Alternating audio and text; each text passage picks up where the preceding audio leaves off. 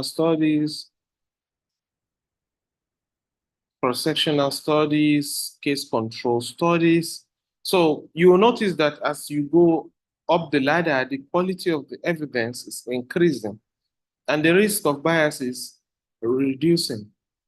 So those at the bottom have higher risks of bias because if, for example, I was interviewed on maybe rehabilitation of COPD and I write a two-pager or one page, then on my opinion on the kind of patients that I've managed, I've given exercise, it may be full of a lot of bias.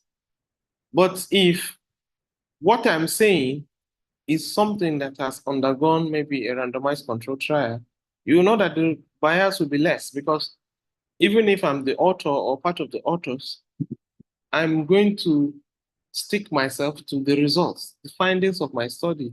I'm going to stick myself to whatever we investigated and the effects that we are recording. So, and the quality will be higher. So because of this, the pyramid goes up and tails at systematic reviews and meta-analysis, especially of randomized control trials. You will later come to see that there can be systematic reviews of prevalence studies and all of that to look at estimates. So why do we need systematic reviews?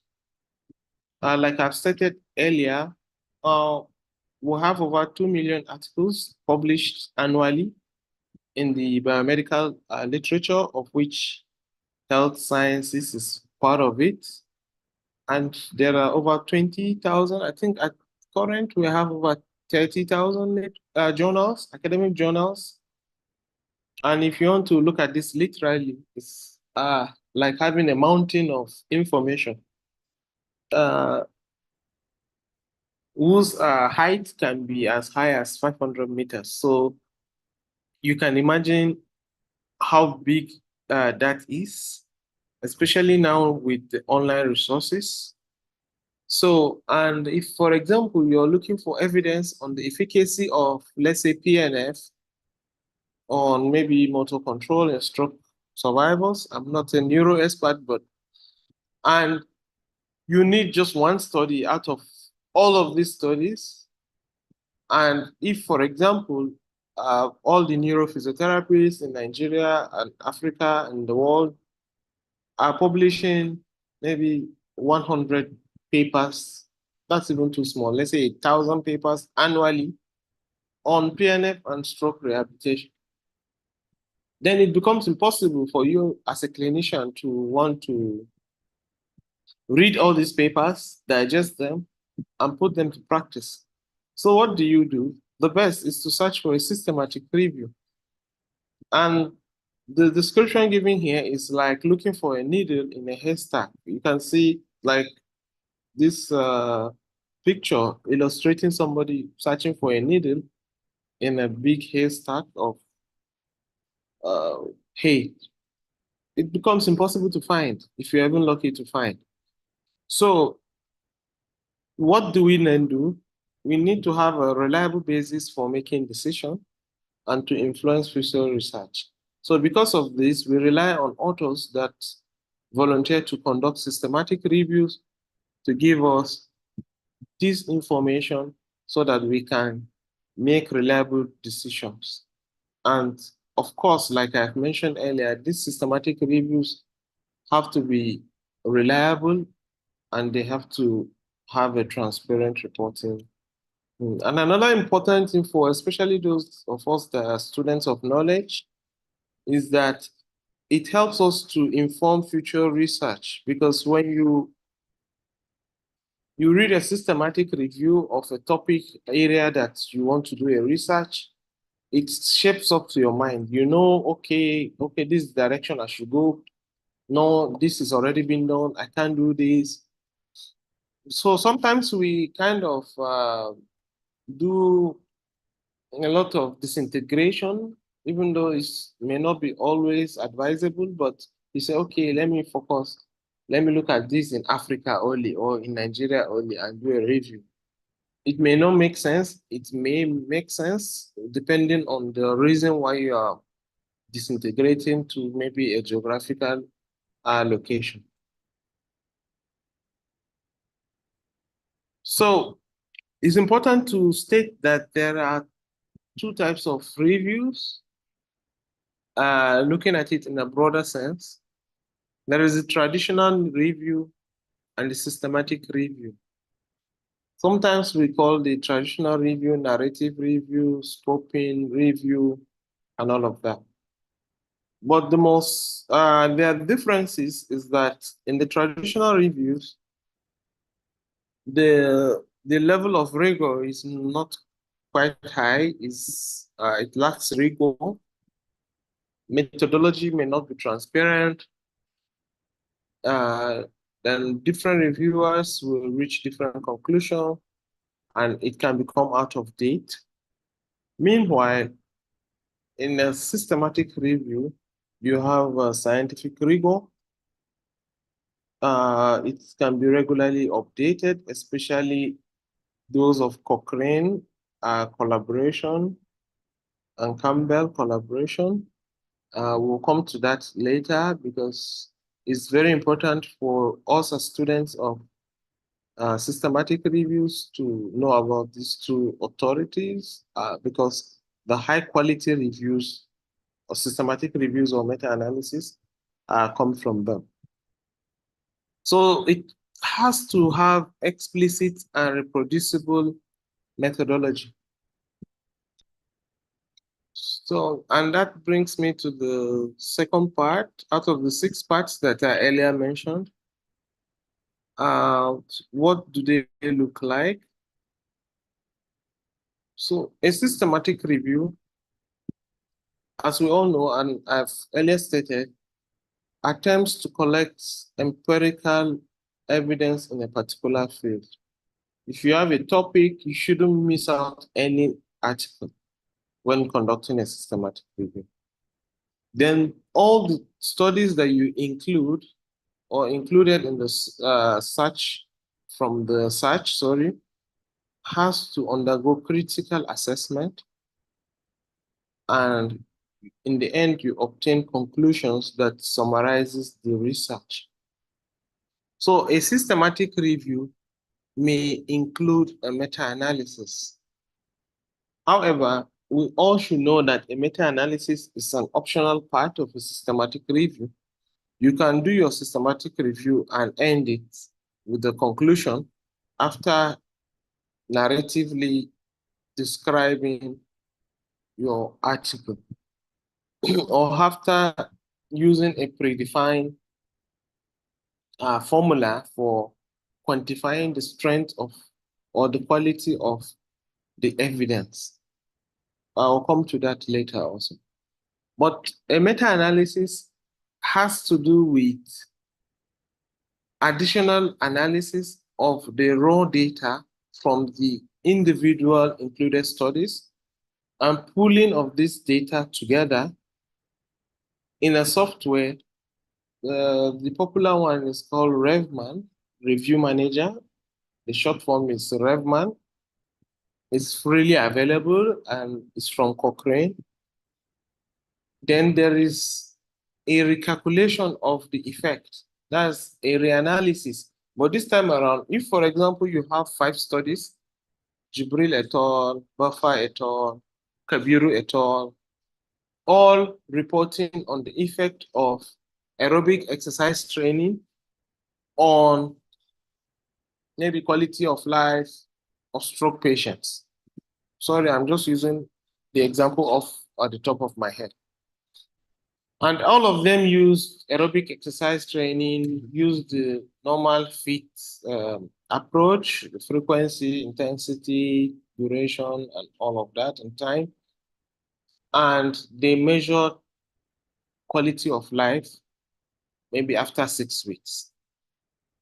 You can look at the individual studies and combine the data. Okay, for the experimental group, this study used maybe WHO quality of life scale. This other one used maybe SGRQ. But if they are all reported maybe on a 100 points scale, or when you have means and standard deviations, this can be put into RevMan. We'll demonstrate it later in the afternoon. And analysis is redone on a Forest plot, and you'll be able to see the overall effect from all these studies. And it's one of the advantages of doing meta-analysis is that the precision of the effect estimate can be seen. You'll be able to see the confidence interval, whether it's too wide or narrow, to be able to say, okay, there's precision. It also helps you to answer questions regarding controversies arising from conflicting studies to generate new hypotheses. What this is saying is that if you report a systematic review narratively, you may say that, okay, 5 studies reported on the effect of passive movement on joint ROM. 2 studies said there is no effect. 1 study reported maybe, okay, maybe the other 3 reported significant improvement in ROM.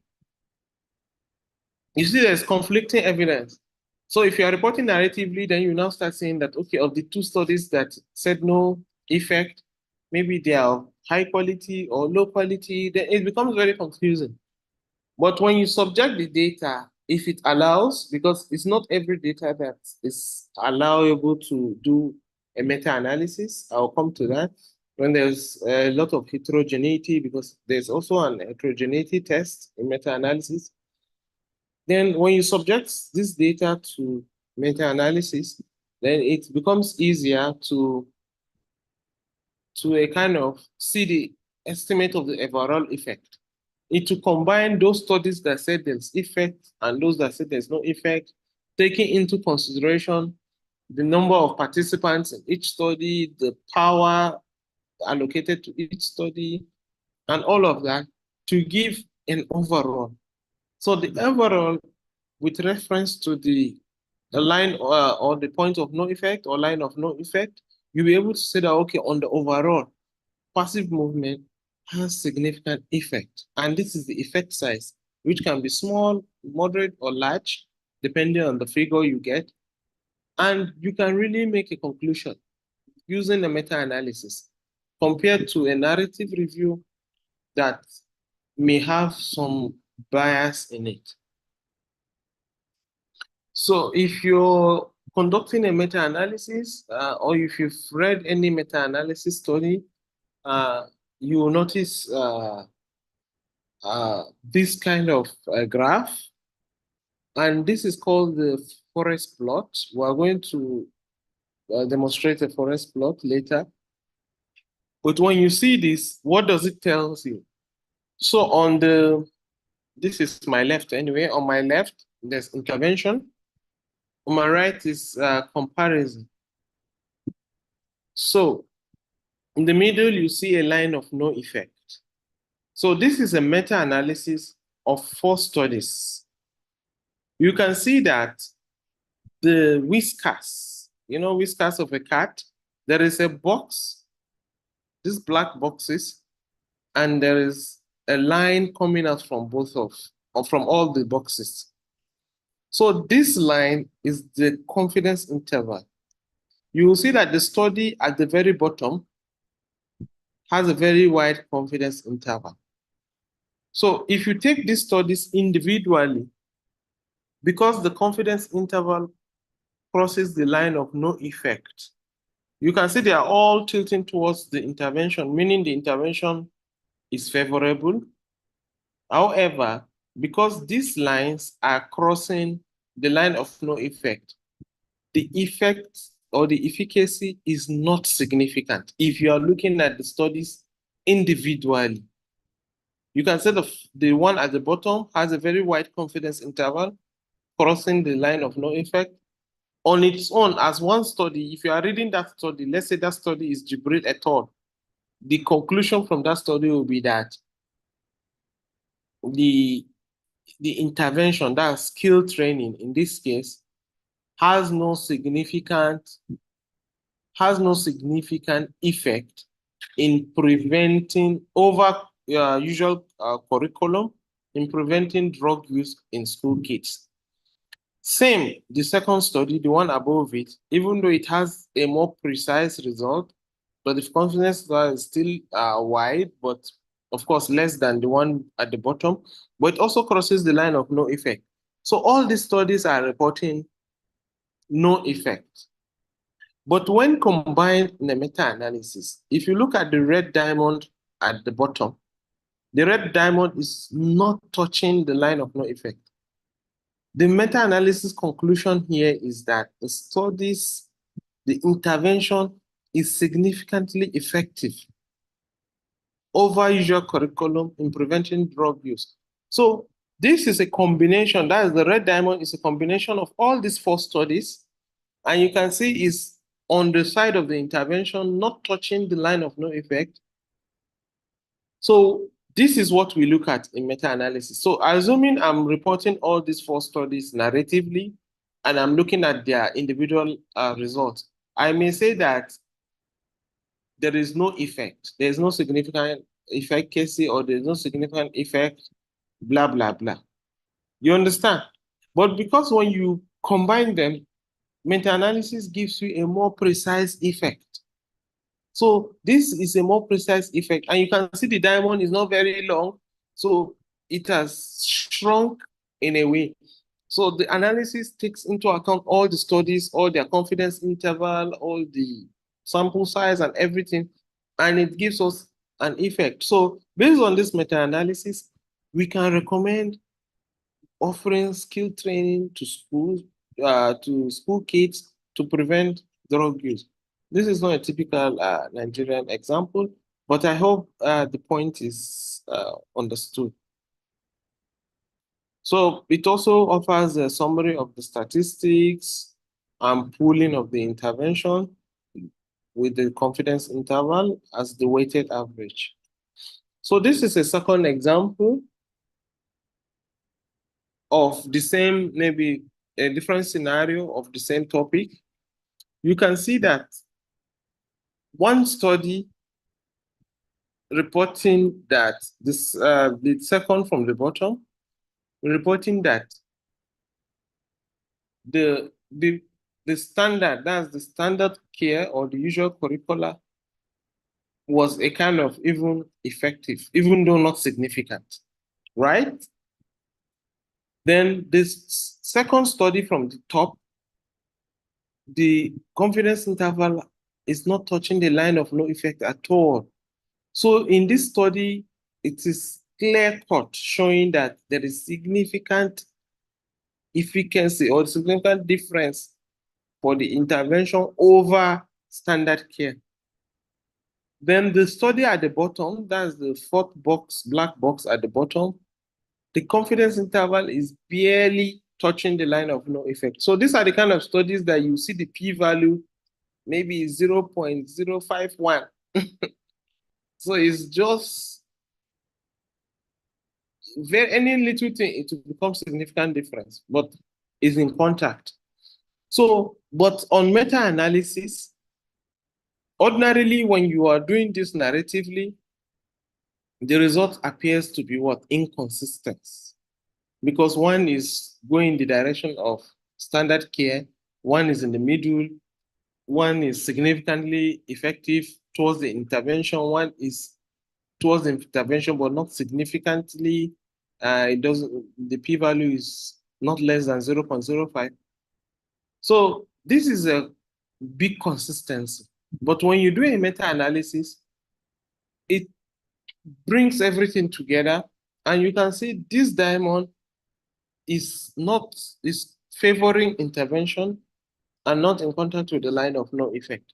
So, and this tells you that the meta-analysis helps in giving an adequate or a better summary of whatever it is.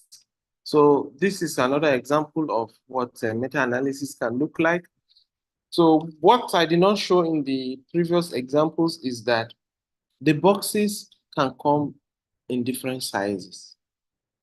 And this has to do with what is called weighting. Weight, that's load, go, weighting. So if you look at this example very well, there are 4 studies. You see the second study, Blexin, or is it Exen et al., has a bigger blue box with a smaller whisker. That's the line coming out from the box is smaller. What this means is that the study has a larger sample size. And if you look at it, it's for the treatment group 332, control group 203. When you compare it with the study just beneath it, having 25 people and 34 people respectively, you will see that the blue box is very small. So, and this in essence tells you that the larger the sample size in the research, the bigger the weight and the less variability you get. If, for example, I take 1,000 school-going children in Kano and I go and measure their weight, maybe primary 6 pupils, measure all of their weight, and I subject it to mean and standard deviation. I took the average, mean, and standard deviation. Because I've measured from 1,000 students, I will have a very small confidence interval. The variation, the standard deviation will be small because they are so plenty that all shades of gray will be taken into account. But if I just measure primary 6 pupils and I measure only 7 of them, you can see some people will be fat, some people will be slim.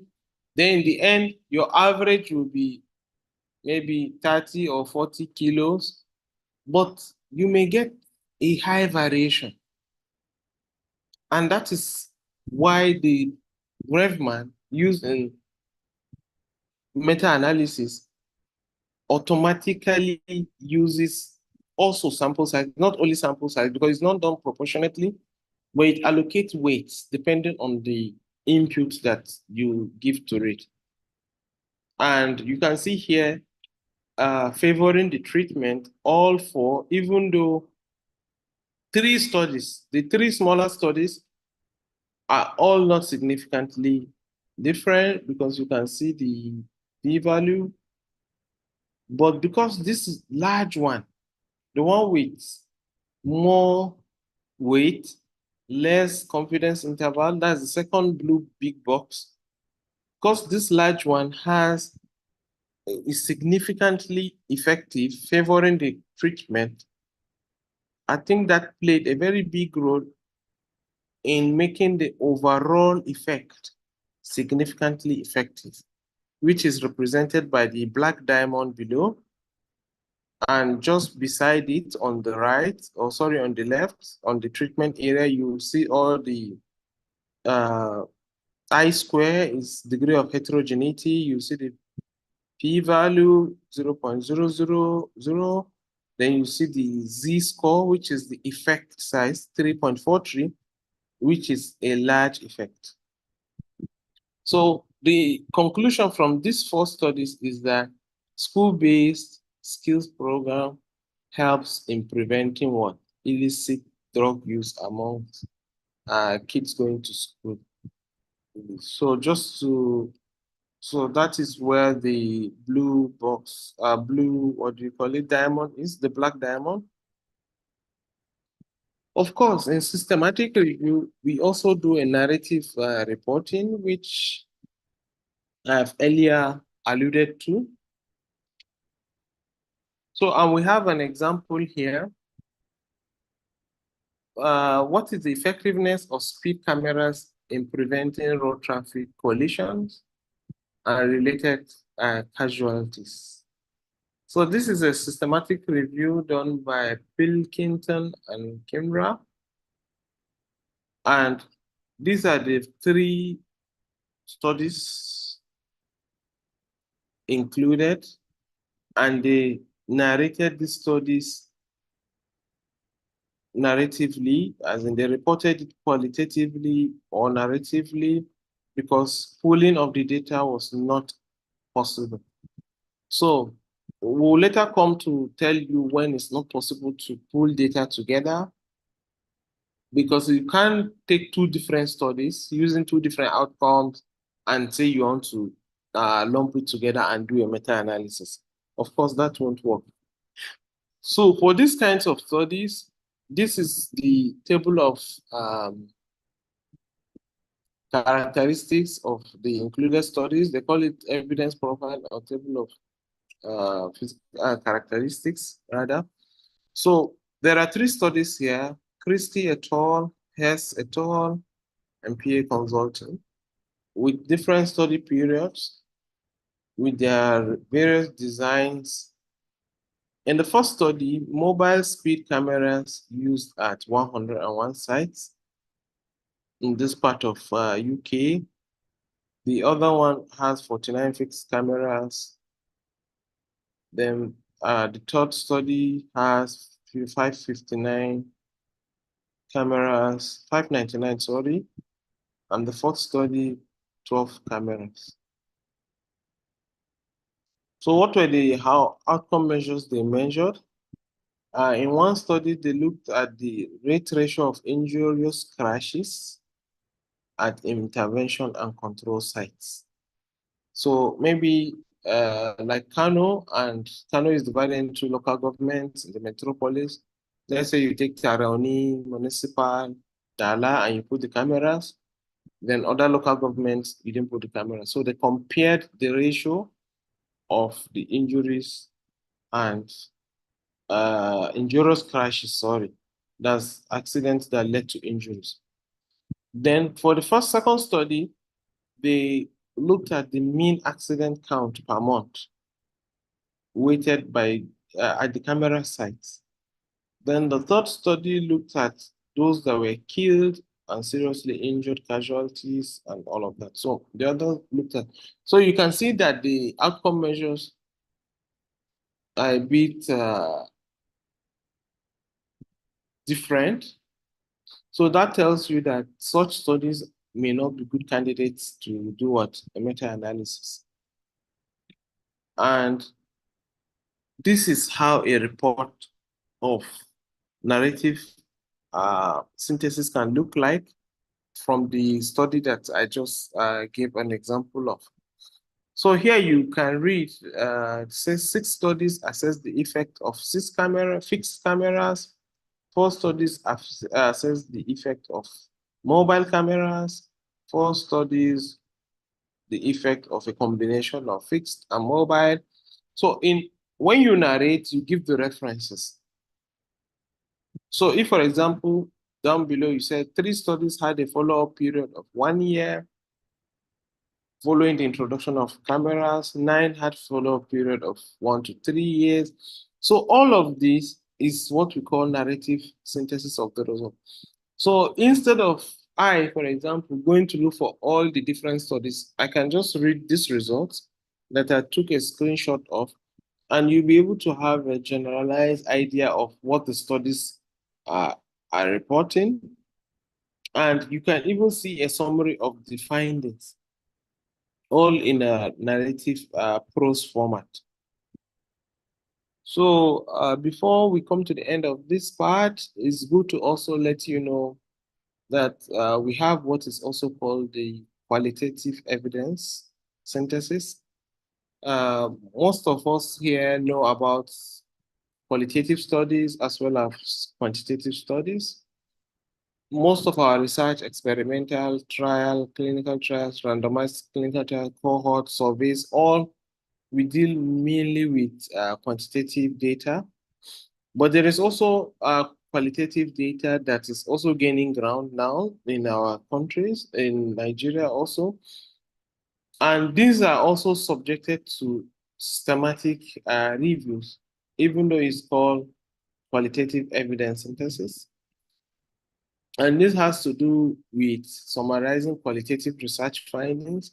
So qualitative research, that's mainly we collect data using interviews, focus group discussions, grounded theories, and all of that. Can also be what? Summarized using either aggregative, that's bringing together, or interpretative or interpretive taking the interpretation across different qualitative studies, and comparing and analyzing the text derived from this to report basic qualitative research studies. So, but we will not dwell much on this because qualitative research is still coming up in our country, and they were not yet there. But it's good to know that this exists, and these are a few examples. For example, there's a study in 2000 by Boroso et al. And they wanted to do a meta-synthesis, which is similar to saying meta-analysis of qualitative research on living with HIV infection. So the aim was to understand the experience of adults living with HIV infection. And they included 21 articles, and they used a formal grounded theory as a method. And in the end, they came up with 6 themes, which includes finding meaning in HIV, shattered meaning, human connectedness, focusing on the self, negotiating care. So these are qualitative review. For those of us in the platform now that have idea of what qualitative reviews are, you can see that it's also the way systematic reviews summarize trials, and you have them in maybe per outcome or average results in the case of meta-analysis. So you have something similar for the case of meta-synthesis or qualitative evidence synthesis. This is another example where findings from studies can be categorized, and the categories can be further synthesized. So this is on a qualitative evidence synthesis on adolescent experiences and perceived effectiveness of self-help groups for addiction. So it's a systematic review of what qualitative research evidence. So, and after summarizing the included studies in using meta aggregation, because like I told you, there's interpretation and there's aggregation. Aggregation is simple English word meaning to aggregate. So all of the upper part of the first table, the findings, was aggregated to come about categories. And here the category is the network support before entering training. Then the second category is influence on the threshold to seek help. And these categories were further synthesized to come up with a synthesized finding, which states if network support is increased and the psychological and environmental barriers are decreased, it is more likely for adolescents to join self-help group. So this is a summary or synthesized finding of all what you see in the first part, using what we call the meta aggregation means. So this is another example of meta-ethnography, but we will not dwell on all of this. It's just for you to have idea that qualitative studies also can be summarized, and this is important as a scientist so that you can always explore with further training. I don't have much experience with qualitative evidence synthesis. So in our introduction, we're getting close to an hour in the introduction, but yes, I'll try to make it a bit snappy. Who are the people producing systematic reviews? So this is the famous Aki Cochrane that started the Cochrane collaboration. So, and this was discovered in 1979. So it says, it is surely a great criticism of our profession that we have not organized a critical summary by specialty or subspecialty that can be adapted periodically of all relevant randomized controlled trials.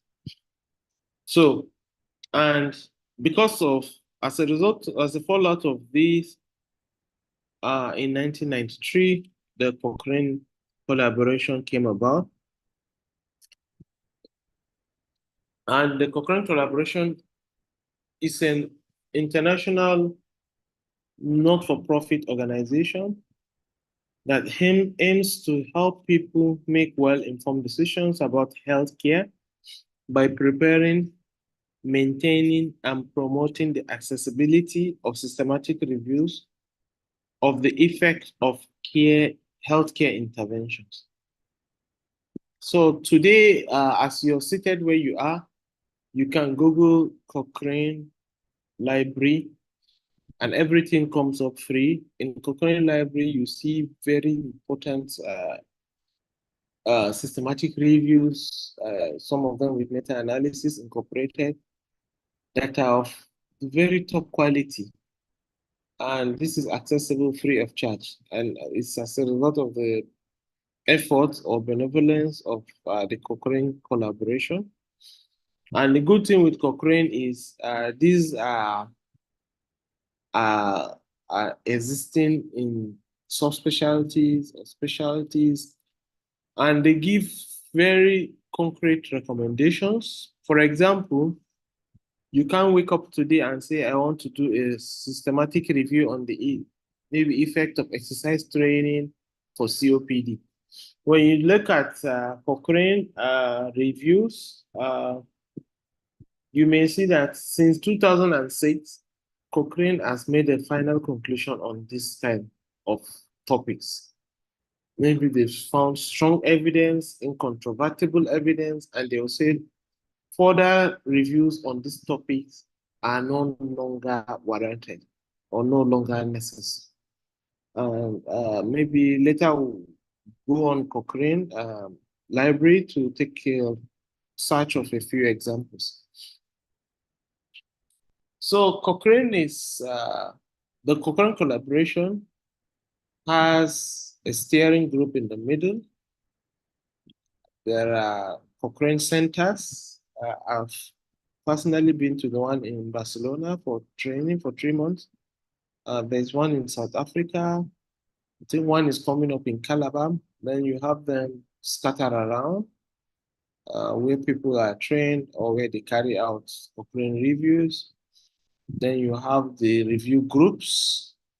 So these groups, for example, there's the cancer group, maybe ENT group, and so on and so forth. Then there is the method groups. The methods have to do because Cochrane follows a strict methodology in the consumer network, the fields. So the steering group is the policy-making body of the Cochrane, and each of the collaboration entities have elected representatives in the steering group. So I personally do not have any Cochrane review, but we had an attempt at one in 2020 before COVID, and the process is very strict. There has to be a Cochrane recognized author on the paper that submits to the group, and the group are kind of very strict in determining the justification for such a review. If everything passes, then it goes on to the steering group and they give maybe a pass for the review to be done. And once that is done, it comes back. It's not like your regular journals that you just submit for peer review, but because of the peer review is done by the collaboration as a whole. So before you start, they have to give a pass on the topic, and there's a commission time. Then once it's done, then it comes back. It's also checked by the group. Once everything is okay, there may be other steps I don't know about, but I know that it gets published on the Cochrane library, and the publisher that hosts Cochrane is the Wiley Wiley, I think Wiley, that's the name. So the centers, Cochrane centers help to organize and register review groups. They also facilitate collaboration among reviewers. They provide training and consultation, establish license, promote Cochrane collaboration, provide unique contribution. So, like I mentioned, the centers are in many countries of the world. In Africa, we still a bit low.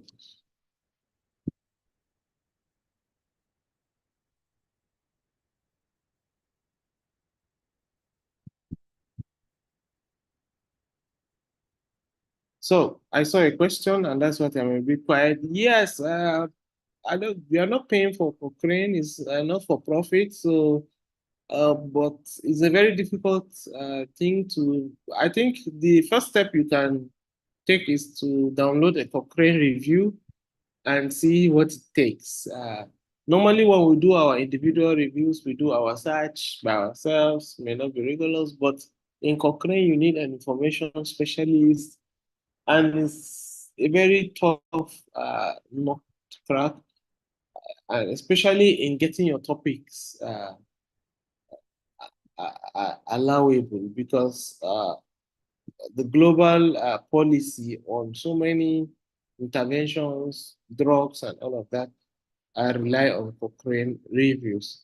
So I do not think we're training anybody now to make an attempt at going for a Cochrane paper. But ideally, if you find yourself in a Cochrane center, maybe doing internship or something, then that can be a stepping stone, because there are recognized Cochrane authors that are the only people that get to uh, register the topics and send to the review or the collaborative groups. I hope that answers the question, but I think it's completely free, and but yeah, it's not something that you can easily. So the Cochrane groups, the review group focus on treatment of disease or health problem, and it helps to prepare and maintain the systematic reviews and develop the trial register. And the fields represent the population or group or type of care that overlap multiple group area. For example, primary health care area, complementary medicine, which maybe rehabilitation may fall into. So these are the fields. Then the method groups develop the methods and products integral to internal functioning, develop state-of-the-art methods for systematic review. Example, statistical, economics, placebo. And then the consumer network group sets the priorities and helps with the dissemination. I think they are the ones that interface with the journal and all of them. So I'll skip this slide because it's talking also about qualitative reviews. Then there's also the Campbell collaboration. The Campbell collaboration looks primarily at systematic reviews on the effect of social and behavioral interventions. For example, even physiotherapists now also do social interventions or behavioral interventions. For example, if your intervention is on behavioral change, maybe behavioral changes, maybe doing motivational interviewing for maybe people to stop smoking, into those kinds of research. So the Campbell collaboration, also known as C2, is there to help you to make well-informed decision about policy uh, by preparing and maintaining access to systematic reviews of these kinds of studies. I think I have a PhD student that is currently looking at the effect of behavioral change intervention for asthmatics to become more physically active. So I can imagine if you need to do a systematic review on this topic area, the Campbell collaboration is a place to search. So it also has something similar to Cochrane um, for coordinating groups. There are partners, there's a method group, there's the users group, which doubles as the dissemination platform. I think this is similar to what I read for, but the coordinating groups, they are mainly focused on crime and justice, social welfare, education, and international development. So you can see that our bias will definitely be um, more towards the Cochrane collaboration because of the focus that we have. So these two bodies, their major goals is to ensure high quality, up-to-date systematic reviews that are available across a broad range of topics. They also are here to promote access to systematic reviews, develop efficient, transparent organizational structure and management system for the collaboration, and to achieve sustainability for the collaboration. So they also have principles. One of the principles is avoiding duplication, minimizing bias, promoting access, ensuring quality and continuity. So where can we locate systematic reviews? The fourth part of this talk today. So I've earlier mentioned Cochrane Library.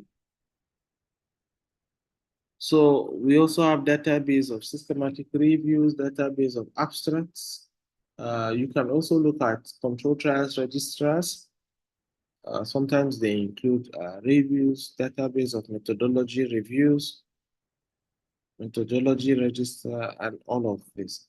So, but the one we'll be looking at today later on is the Cochrane Library because of its importance. So we will also look at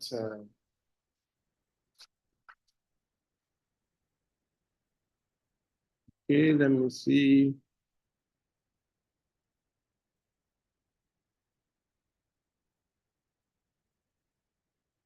Okay, I have a question from Dr. Lawan, and it says, please, what is the technical status of these collaboration bodies in the research world? Um, I think just like their principles have uh, are mentioned, they they they are just non-for-profit organizations, and they decided that they will not leave the work for just you and I researchers. We all know that, especially also in the universities, we sometimes rely on our students to do therapy reviews that may not change policy, may not uh, give the necessary impact. So they found a gap and they are filling it well because uh, whether we like it or not, research is something that is difficult and time consuming. So they take it as the only focus they have, and that is why they are better at it. So I think that is the answer that I can give. And they have these principles, they have goals, and as long as they are keeping by it, it becomes more difficult for we that are a bit distracted. We're always in the learning curve to be fulfilling the needs for policymakers in that sense. So they are recognized. They may not be full academics in some instances, but I think uh, the collaborations with experts in the field, it's not as if they have all the people. If they are going to do a review on cancer or physical therapy, of course, they will still need physical therapists from the universities or research areas to be part of the review. It's just that because of the structure that they have developed, they have in-house people that are trained and recognized as Cochrane authors that have to be part of this. And uh, I think that is what I can explain. So this is what the Campbell Library looks like. So what is the impact of systematic reviews? So I have about 5 examples here. They are more, not too much of physiotherapy, but I think it should interest everyone because these are social science topics. So if you have a situation where 1 million people are reported to die each year due to traffic accidents across the world, and scientists are proposing in solutions or intervention. And the solution that are being proposed is to educate drivers. So one of the impact of systematic review is to evaluate solutions. If I believe majority of us here are physiotherapists, okay, what do you think is the biggest problem that we're facing? Maybe we have stroke patients. And I remember when I was a student, all stroke patients will go through infrared, some few minutes on the bicycle ergometer, go on the mat, maybe use medicine ball, and off the patient goes. And the patients will keep coming for years and years and years.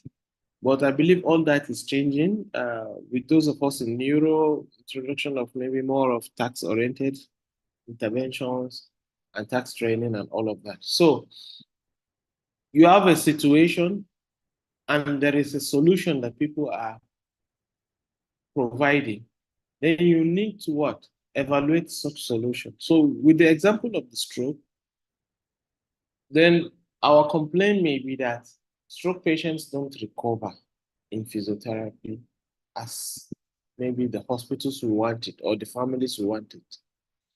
Then somebody will propose a solution and say, okay, let's give, let's introduce more tax-oriented interventions, or let's introduce occupational therapy for them, or let's introduce home-based rehabilitation for them. Then a systematic review has to be carried out or on that. So in this example on the screen, a systematic review comprising 24 studies that looked at education concluded that there's no evidence that educating drivers reduces traffic accidents. So they made their own recommendation based on what they found. And they thought stimulating teleconferences and use of safe and public transport can reduce, because probably they found that the road traffic accident was more in maybe private cars, but I believe in Nigeria it will be the other way around. Maybe more commercial uh, buses get into more traffic accident. Then you are now recommending that okay, everybody use your private car, you will have less accidents. No, something like that can happen. I think in Kano there was a time uh, from the casualty officers in the A&E, we always had that 9 out of 10 accidents is Achaba from these commercial motorcyclists. And governments were able to ban it. But probably nobody did any systematic review. Maybe people just use hospital records, or maybe it could even be biased. Maybe somebody just went on radio and stating his opinion. Every out of every 9 patients, maybe because we don't do a lot of research. But if, for example, such kinds of topics are subjected to, maybe there are local studies in Kano that have looked at prevalence of maybe motorcycle accidents and the impact of motorcycle accidents in Kano metropolis, and studies were carried out, and a systematic review of prevalence estimate was done, that can inform policy. So in this particular case, because they found that driver education did not have any evidence in reducing traffic accidents, they came to the conclusion that driver education is a big business, and their result shows that it's also a big con. That's a big, maybe criminal implication, if I use that, because a lot of people are paying money for driver education. But maybe in reality, it doesn't reduce accidents. So, systematic reviews can be used to evaluate solutions in this sense. And it can also be used in identifying gaps in evidence. For example, the example on the screen, antipsychotics are prescribed for happy. Somebody is making noise. Maybe pressure of idiot.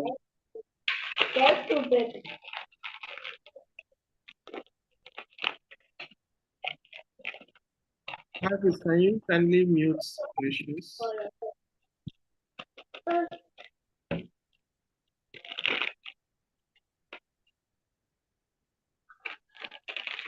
Oh, good. Sorry, I have to go back. Thank you. So, we have a situation, systematic reviews can help in what identifying gaps in evidence.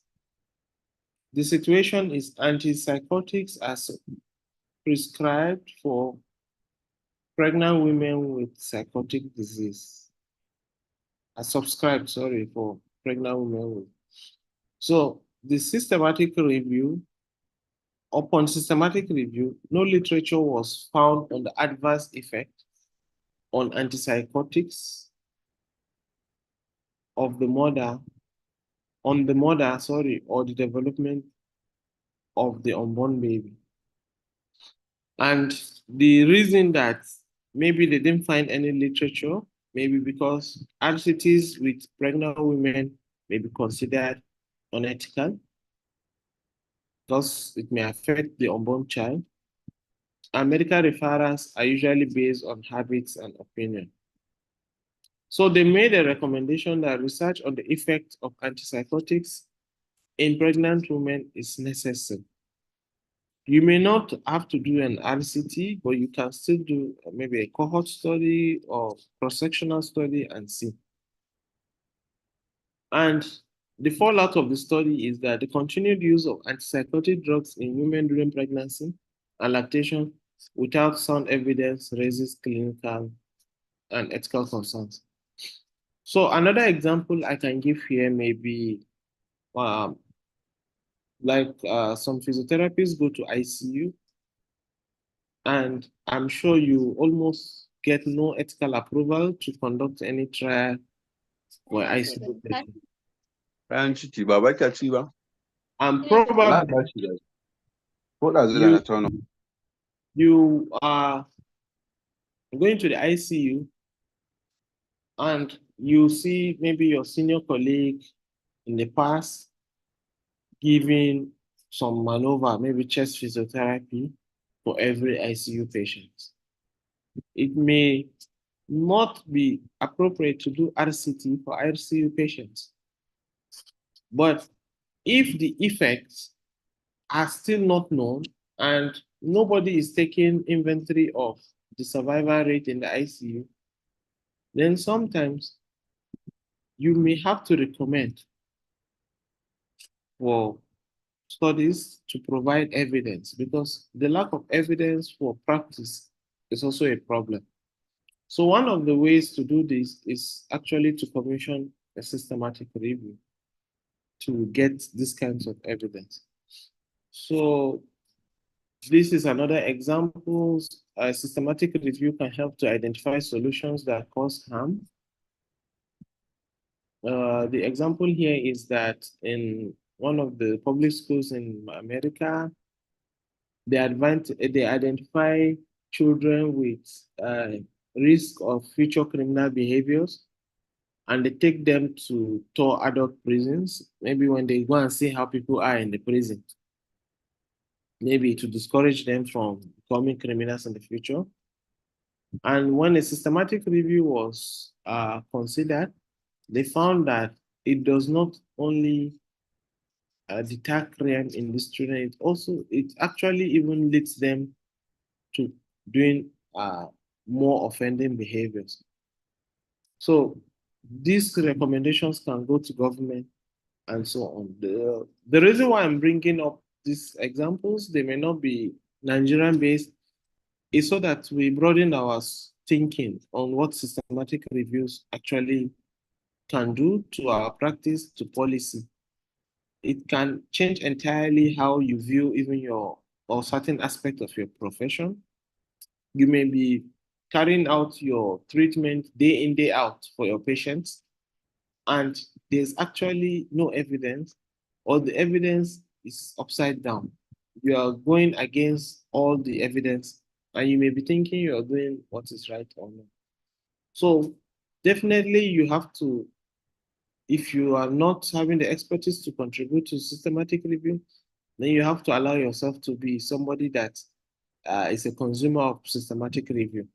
So I'll be happy if at the end of the day, while you are with your patients this week, you look through the uh, evidence to see what are the systematic review evidence for the patients that you are regularly treating. If you're in orthopedics and you are treating low back pain patients all the time, and all you do is apply TENS, apply eyes, do some stretching exercise, and that's all. Have you looked at the evidence that exists to support that? What kind of evidence is it? What level of evidence is it? So these are important for us to understand. So this is another example of Cochrane review that found that school feeding programs significantly improve growth and cognitive performance of disadvantaged children. However, the results from the included trials were heterogeneous. Heterogenic meaning it's not all the studies. Some studies reported yes, some said no. So when a systematic review was commissioned, they found that the trials had many different designs and were implemented in varying contexts, social contexts and educational systems, with staff with different backgrounds, skills, and cultural beliefs. So the recommendations that came out of this is that the programs are likely to be effective when designed in partnership with local community. So a Cochrane review was done, but probably they couldn't do a meta-analysis because it was heterogenic. But a systematic review was able to explain that maybe what works in America can work in Nigeria, but in a different application. You understand? And so on and so forth. Then systematic review can also help to unravel the complexity of a situation. Governments highly invest in smoking cessation programs for employees via their employers to reach a large amount of people. But when a systematic review was looked upon, they saw that, anyway, this is a qualitative evidence indicated that employees' views regarding workplace intervention might help to explain these outcomes. And that is why some interventions might work, others might not work. So in the end, they recommended that workplace intervention should employ a range of different elements if they are to prove effective in reducing smoking among employees. Because an employee who feels ready and able to change their behavior has different needs than the one that is not at that stage. Meaning that you can't offer maybe the same intervention. So this can be unraveled using systematic review. So we know that authors of systematic reviews can make a difference. You agree with me from the examples I have read and given. And if you want to really make a contribution, the Cochrane collaboration is one place to go. But keeping in mind that you have to undergo much more training and experience to break through. So the last part of the introduction today, we're going to look at how we can contribute to systematic reviews. One of the first things you can do is to have a topic.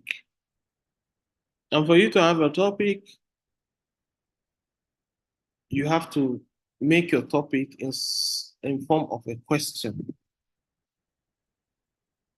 For quantitative data, even when we do RCTs, we all know about the PICO question.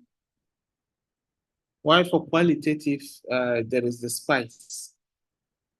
So for PICO, as you can see on the screen, I don't have to read them all out. There is an example. So the question has to be relevant, of course. When my students want to do trial, as much as possible, I try to say, okay, it has to be feasible, interesting, ethical, doable, and all of that. So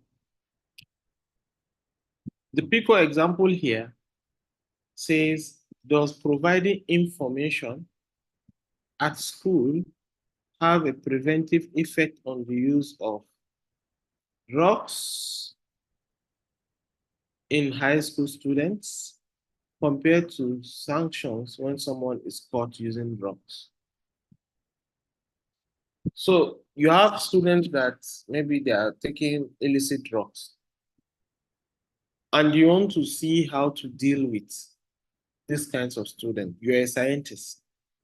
Or maybe I'll give another example that is more of physiotherapy background, but let's be done with this.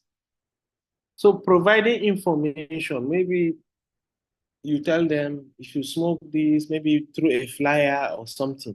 If you smoke, you have lung cancer, you have this, that. So they want to know whether it has a preventive effect.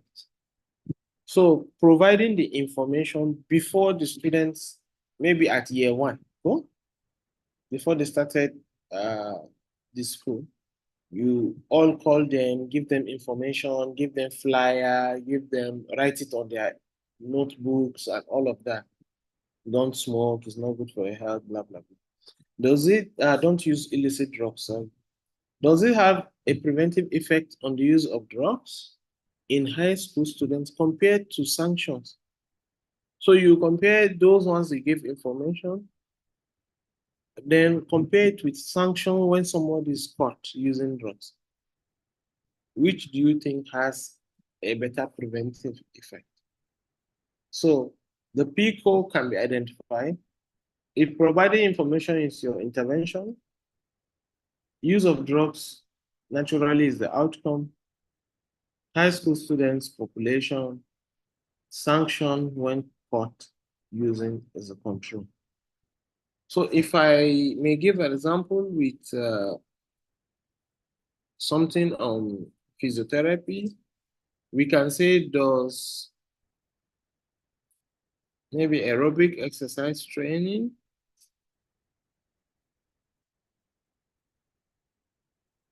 improve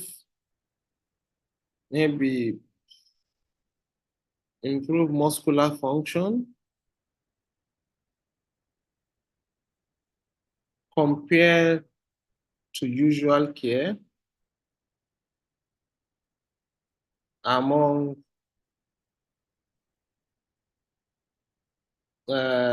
stroke patients? I mentioned too many strokes today because of Dr. Lau. So aerobic exercise training, we can further qualify it. Maybe we say home-based or targeted. So this home-based aerobic exercise training becomes our intervention. That's the I in the people. Muscular functions is the outcome, becomes the O. Usual care is our comparator, which is the C. Then stroke patients attending AKTH becomes the population, which is P. So you must have your title or your topic in such a way that is breakable to have a PICO, especially if your review is treatment focused or a treatment based review. So we'll skip the one for SPICE because this is more of qualitative, but to read it, how do Western high school students withdraw? You can see the way the question is, how? So you're going to give explanation, and that has to do with either meta aggregation or meta interpretation and so on, or meta synthesis. Perceived or experienced self-help groups compared to residential treatments. So that is for qualitative. So another example showing the disadvantage or advantages of having a topic is how the topic is formulated. For example, if you have a wide scope of topic, like in this first instance, exercise in the prevention of heart disease. Exercise is the intervention, right? Prevention of heart disease. If you form your people question or your topic like this, it becomes difficult because it may have advantage of being comprehensive, generalizable. You download thousands of studies, you read a lot, you have a very big, good ideas. But the disadvantages are that it will take up more resources. Conducting systematic reviews can be very frustrating. I think I have not done anyone this year. It takes a lot of time. And you may be mixing apples and oranges. There's different types of studies together and you will not help anyone.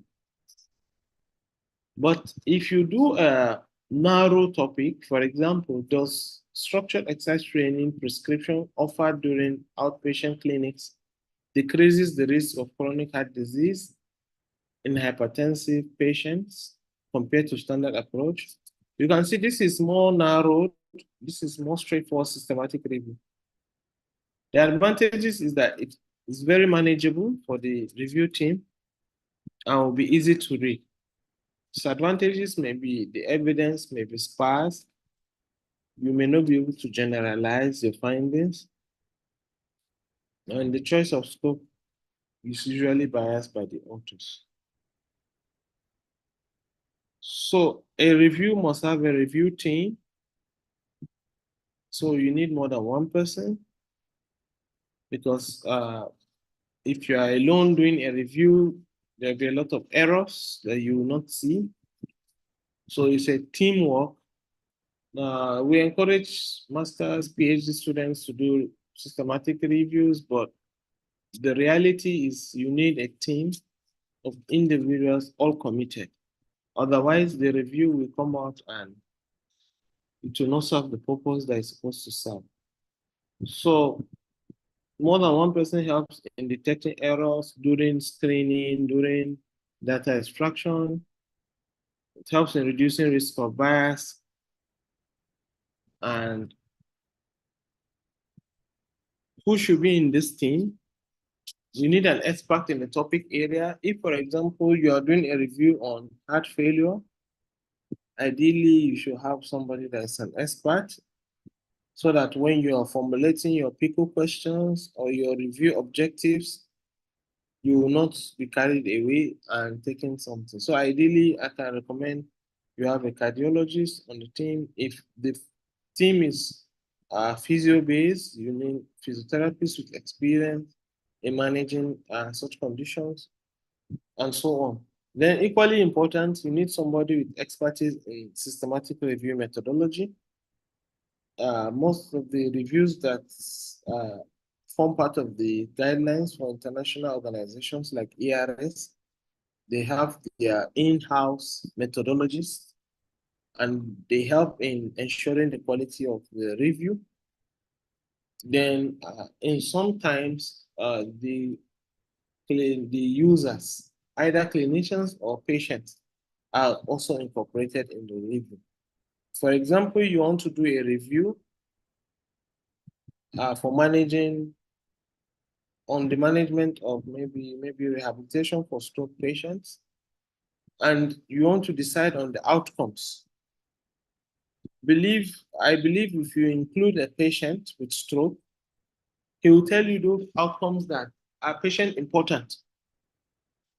So that you will not go and be saying quality of life, 6 minute functional capacity. Sometimes what may matter to the patient may be maybe sexual function and so many other patient-reported outcomes variables. So this including of this, so that you don't go and complete your review and it doesn't make sense in the clinic. So we also have to think around this, the review, or in the case of including clinicians, maybe you can't have a bunch of doctors maybe doing a review that a physiotherapist is supposed to utilize in his clinic. It will not make sense to him because their point of view might be different from his. So this is important in the systematic review teams. And because of what?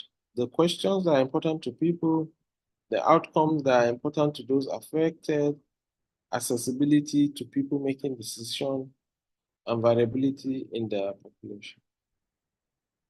So in the case of registering a title, I'll just briefly skip this, but just know that in Cochrane, there are more than 52 subgroups. So like I said, then there are groups focusing on specific conditions, like there's a group on incontinence, learning and developmental disorder. Then there are a group of diseases, ear, nose, and throat disorders group. Then there are organs, there's the heart group, the renal group, then the patient, the pregnancy and childbirth group, and etc. and etc. But like we earlier stated for Campbell, is just 4 main subgroups. So titles can be registered with the Cochrane collaborations, but the title have to fit with them. Then they send it back to you, they do a review, they check if the team has necessary expertise, there's no overlap with ongoing reviews before that is accepted. So for the person that asks question on Cochrane, if you want to do a Cochrane review, after registering the title, you have to write a protocol, and that goes for peer review, publish the protocol, then you write the review, it goes for peer review, then publish the review, then occasionally you have to update reviews. Sometimes, depending on the interval, for some, you state in your protocol that you update it every 5 years, depending on the topic. Like post-COVID now, post-COVID topics are reviewed almost on a yearly basis because of the fast change that's happening. So in summary, a systematic review should have established objectives and selection criteria, search for eligible studies, then you apply the criteria, assess the study quality, then you extract the data, analyze results using meta-analysis. If appropriate and possible, you do a meta-synthesis or meta-analysis. Then during meta-analysis, you can also perform sensitivity analysis. Sensitivity analysis is where there's like a subgroup analysis. If, for example, I'm doing a review on academic performance of students following home lessons. You understand? Teachers going to visit their homes. A sensitivity analysis will be to do a subgroup analysis comparing maybe male and female students, and that may give you additional answer, or maybe the older and the younger ones, and so on. Then preparing the report. For those who need more, you can download the systematic review Cochrane handbook published by Wiley, and can get more expertise or further training on this. But I believe maybe many of us just want to have some idea and use it in our practice. So that will take me to the second part of the talk today. I want to thank everybody for the attention. We had to do a very elaborate introduction because I can imagine we need to all be on the same page. So if for the next 5 minutes, if there are questions, I'll be happy to answer before we go into key characteristics of systematic review. So thank you for your attention. So I don't know if Hafiz, how do we do Q&A, or if there are no, or should people keep posting, then I just go on so that we save time. If you want to drink water, now it's time. Okay, if someone has question, you can raise up his hand, virtual hand to ask. Yes, thank you. So that because it's a bit quiet since morning. Yes.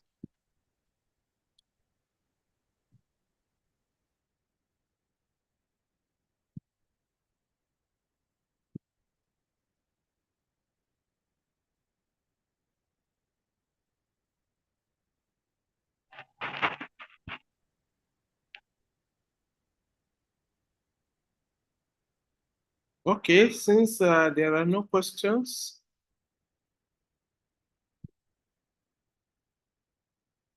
maybe I'll share the second.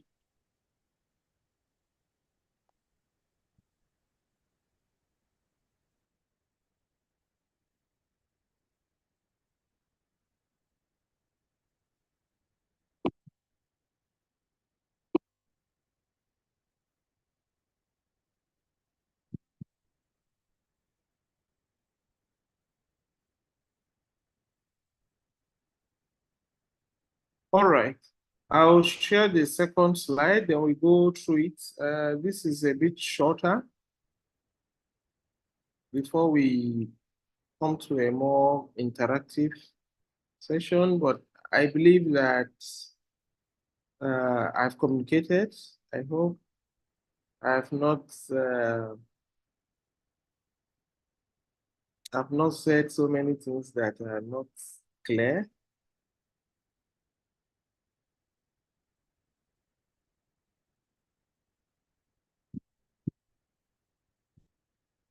All right.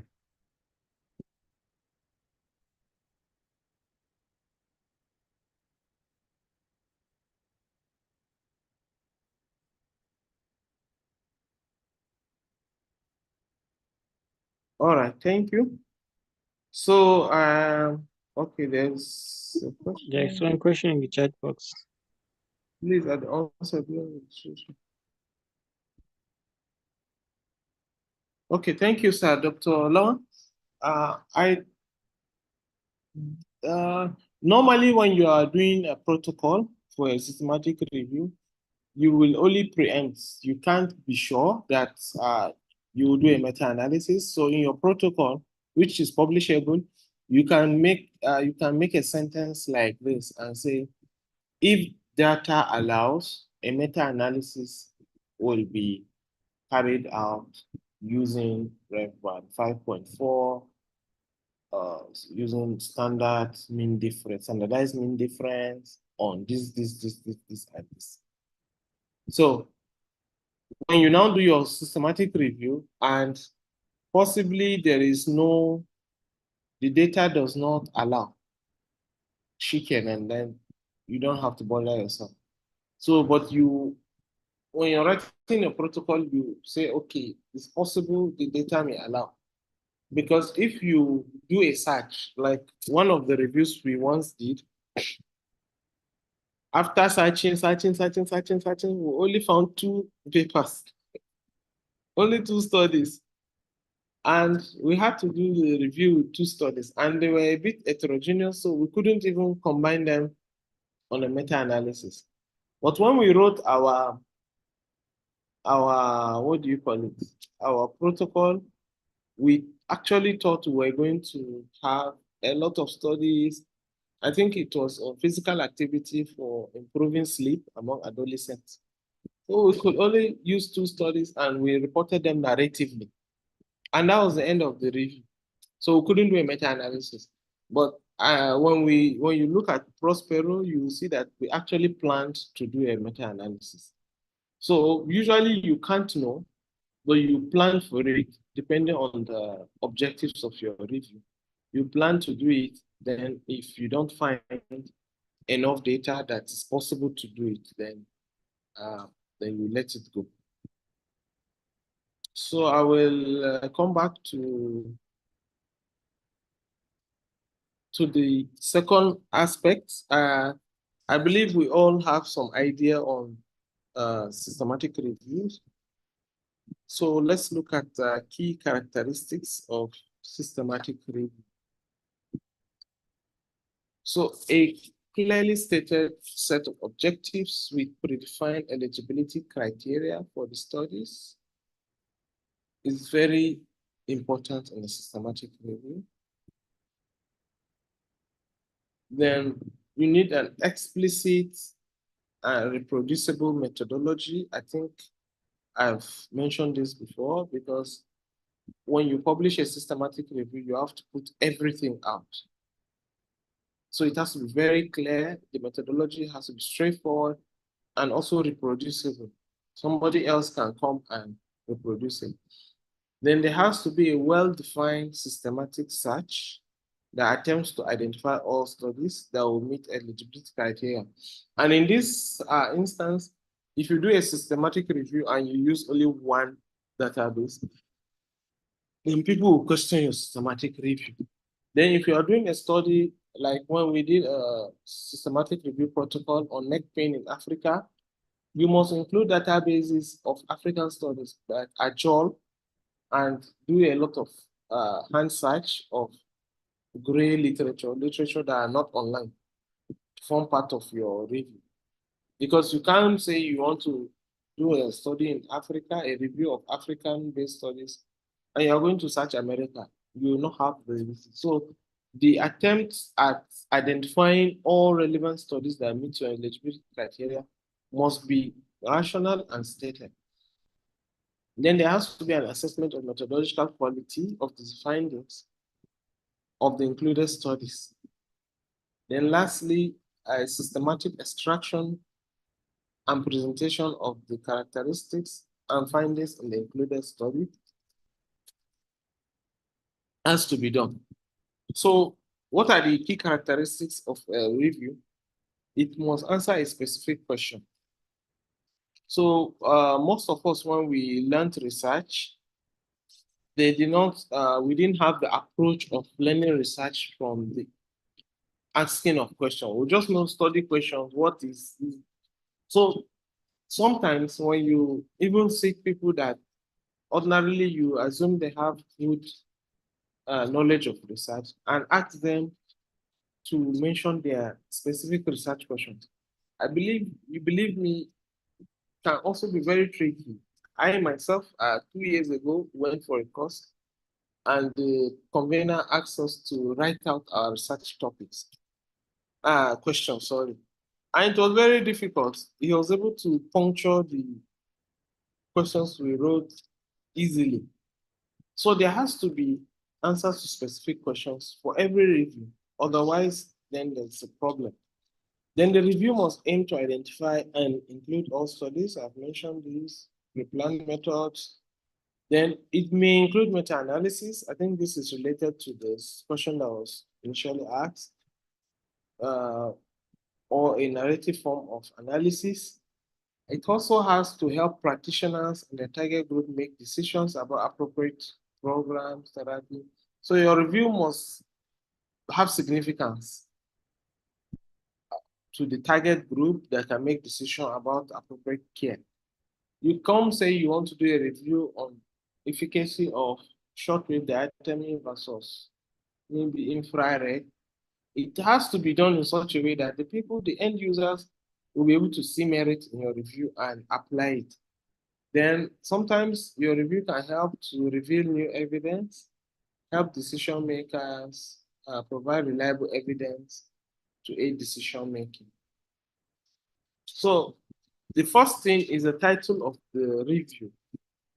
And I would like a few volunteers to maybe in the chat box write me a title of a review they have in mind. Maybe we can make this a bit interactive before 1 o'clock. Anybody just write. I'll come to it. So for a title, the title can also take the form of a question. This was one of the reviews that I participated in, but as a trainee, is the treatment with dupilumab. This is a biological medication, efficacious and safe for patients with chronic rhinosinusitis with nasal polyps. So this is a review title that is put in form of a question. So they want to know whether the treatment with dupilumab, who can tell me for the first one? Thank you.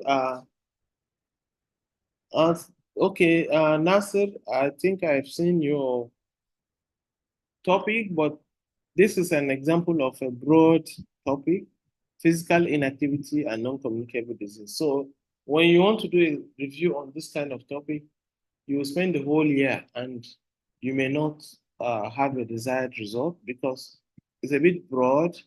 So you lack the resources to finish carrying it out and it becomes difficult. Maybe later we can, okay, DBC, thank you. Effectiveness of cryokinetics on muscular strength among individuals with incomplete spinal cord injury. This is good. Usually when we have this kind of topic, if you look at the third topic online, I added a systematic review. You can add it to differentiate this from maybe a regular trial. So we want to see effectiveness of cryokinetics. So cryokinetics is the intervention, right? Muscular strength is the outcome. Individuals with incomplete spinal cord injury is the population. So maybe this is relevant for clinicians. I'm not so sure, but I can imagine if you do this kind of search, you may get maybe a few studies, but it's an example of what a topic can look like. So if you look at the board, the first topic is a form of a question. Is the treatment with dupilumab?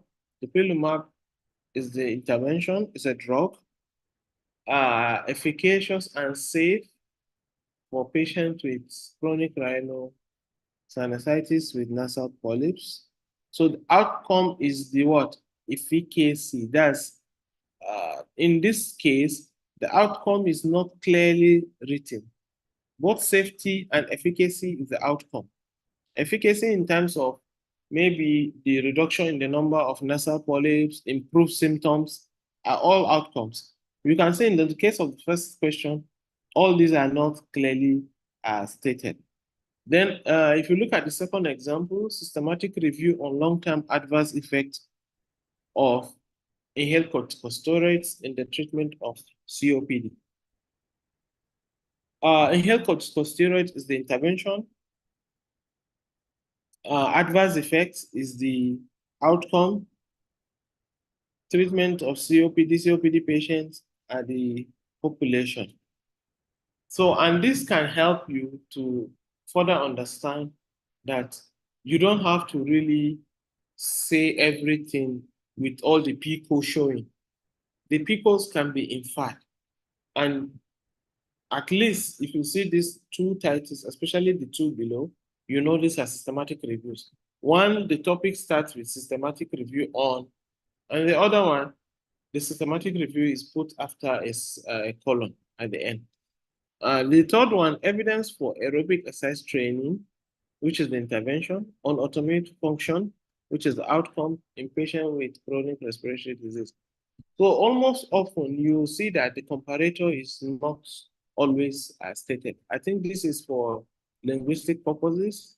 Once a sentence syntax is stable enough, that is not usually included. So Babangida, you said does exercise training lower blood pressure among non-hypertensive patients? I think this can be a very good topic for a review. With exercise training, the intervention is a bit broad. What type of exercise training are we looking at? But that can help you if you don't envisage a lot of studies, then maybe you can do a sensitivity analysis at the end with different types of exercise, different mode of exercise. Is it exercise at home and all of that? So the kind of studies that we include will also shape it. Then your main outcome is to see whether it reduces blood pressure. So if I were you, the first thing I would do is to look at Cochrane and see if this review exists. If it doesn't exist, then it's an area you can do a preliminary search. Then we can move on from there. So there is also a protocol. Even if nobody asks you to make a protocol, when you want to do a systematic review, it's very important that ab initio or a priori, you have your protocol. And the protocol can take any form. Usually, since you still have to publish, you still have to register your protocol in Prospero, which is from York University, UK, one of the platforms that helps. So before you also register your protocol on Prospero, you have to also search Prospero using your keywords for existing reviews, especially in your topic area, so that if some authors are already doing the review, you will not unnecessarily duplicate the review. So, but generally you can have a template, which I'm sharing on the board, of a protocol for one of the reviews I was part of. The question is the treatment with dupilumab efficacious for patients with chronic rhinosinusitis with nasal polyps? So to assess the efficacy and safety of dupilumab versus standard care, which is the objective. So the design is a systematic review, and you can follow the Cochrane handbook and also the PRISMA. We'll come to PRISMA later. PRISMA is very popular now. PRISMA is acronym for Preferred Reporting Items for Systematic Review and Meta-Analysis. The initial PRISMA statement, initially it was called Forum, then it moved to PRISMA in 2009. And in 2020, an updated PRISMA has been published and is currently in use. So there is a design. You can either include only RCTs. Some cases, RCTs may not be common. So maybe normal clinical trials can be included in your protocol. Then in your protocol, you have to break the PICO down, and you can see that's what follows. Population, are you looking at adults? Are you looking at children with CP? Are you looking at adults with COPD, 18 years and above? Then intervention, are you looking at exercise training? Are you looking at PNF? You have to give details. In case of drugs systematic reviews, the approvals, is it from FDA or EMA, the dose, the dosage in terms of milligrams or weekly, the daily has to be stated. Then comparison, either placebo or usual care. I believe we all know the difference between placebo and usual care. The outcomes. So one thing with review, and the reason why sometimes when you do review, you need to grade the outcomes. It's not very compulsory, but it's also important. Outcomes can be critical importance, of normal, moderate importance, or low importance. So things like safety, or outcomes that have to do with death, they are all critical and so on, or exacerbation. Then we can have importance. So if, for example, you have a topic among stroke patients, you may rate, some people may rate quality of life as a critical outcome, or ambulation, ability to ambulate, maybe the most important thing for the patient. Maybe even better than ability to take a bath. Maybe so it depends. So these are things that have to be looked at before you go into your review. Then for the sources, these are the websites that or the databases that a search has to be conducted on before the review is concluded. So the search strategy can either be on Medline, Cochrane, Trial Register, or Library. Embase, but I believe in Nigeria, Embase is not free, except in few institutions that have subscription. But mostly we use Medline, also known as PubMed. Cochrane Library is free. Web of Science is not free. So these are databases that search can be done, and the search algorithm has to be adopted or adapted for each database. It's not the same thing you use for Embase, you use for PubMed. The outlook a bit differs. I believe those of us that are using phones, those with Android, the interface is different, the experience is different. Those with iPhone, so it's that kind of differences. So the sources that you're going to use and the way you will do the search, you have to state them. Then you have to state how you manage your references. We do searching and screening. Screening on on different tools or software. There's the EndNote. EndNote can be used for screening. There's also what we call the Ryan. Maybe we'll go online to have a peep later. Then there is also Covidence. Covidence is also quite important. It can allow two people to blindly do screening. The same with Ryan. Not so for EndNote, but EndNote can help you to identify duplicates and all of that. Then study selection, this is usually more straightforward. Minimum of 2 reviewers are needed to do abstract and titles screening. Sometimes you need a third reviewer when they have disagreement. Then the Prisma flowchart helps in coordinating so that at every stage, it tells you what to do. Then the data collection, which is also known as extraction, is also a very difficult job.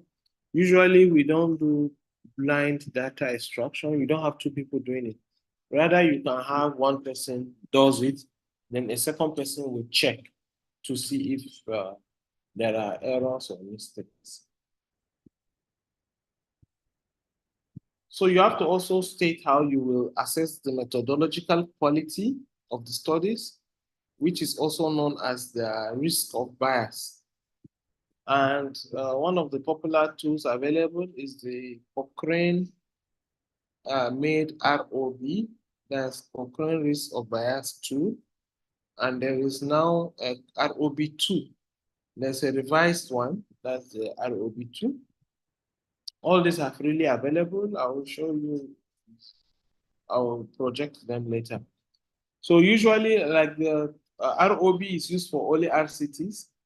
And some of the things that you can assess is selection bias, performance bias, detection bias, attrition bias, and reporting bias in form of random sequence generation has to do with whether the study participants were randomly generated. They were randomly selected to be in either group. Then allocation concealment is blinding the participants to the group. Somebody does not know whether it's in treatment group or placebo. If, for example, you are given a drug, one drug is 300 milligram dupilumab, and the other person is taking a placebo. But the person taking the placebo does not know that he's taking placebo or the real drug. So also the person taking the real drug. Then that has to do with allocation concealment, selection bias. Then for performance bias is blinding the participant and the personnel.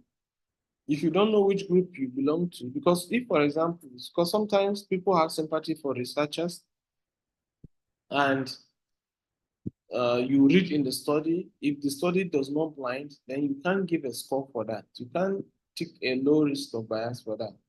Because sometimes participants are eager to tell you that your intervention is working. But if the patient is blinded, he doesn't know whether he belongs to treatment group or control group, even if he is lying to you, but at least there's that cancellation of effect across. Then blinding of assessment outcome. So you can blind participants, blind personnel, that's the people giving treatment. Then you can also blind the people measuring the outcome assessment. So you hear of single blind, double blind, maybe triple blind, if I can use that word, but usually we say double blinded RCTs. So incomplete data, maybe for this one, you have to look at the protocol, maybe in clinicaltrials.gov, what they say they will measure, then what they actually reported in the studies. You can use that to assess attrition bias. Then selective reporting, which is also reporting bias. So how the synthesis of the data will be done has to also be stated in the protocol. The beauty of a protocol is once you have done the protocol, then you have done so many parts of the work. So by the time you finish your review, it's just to couple the parts together and you have a big systematic review.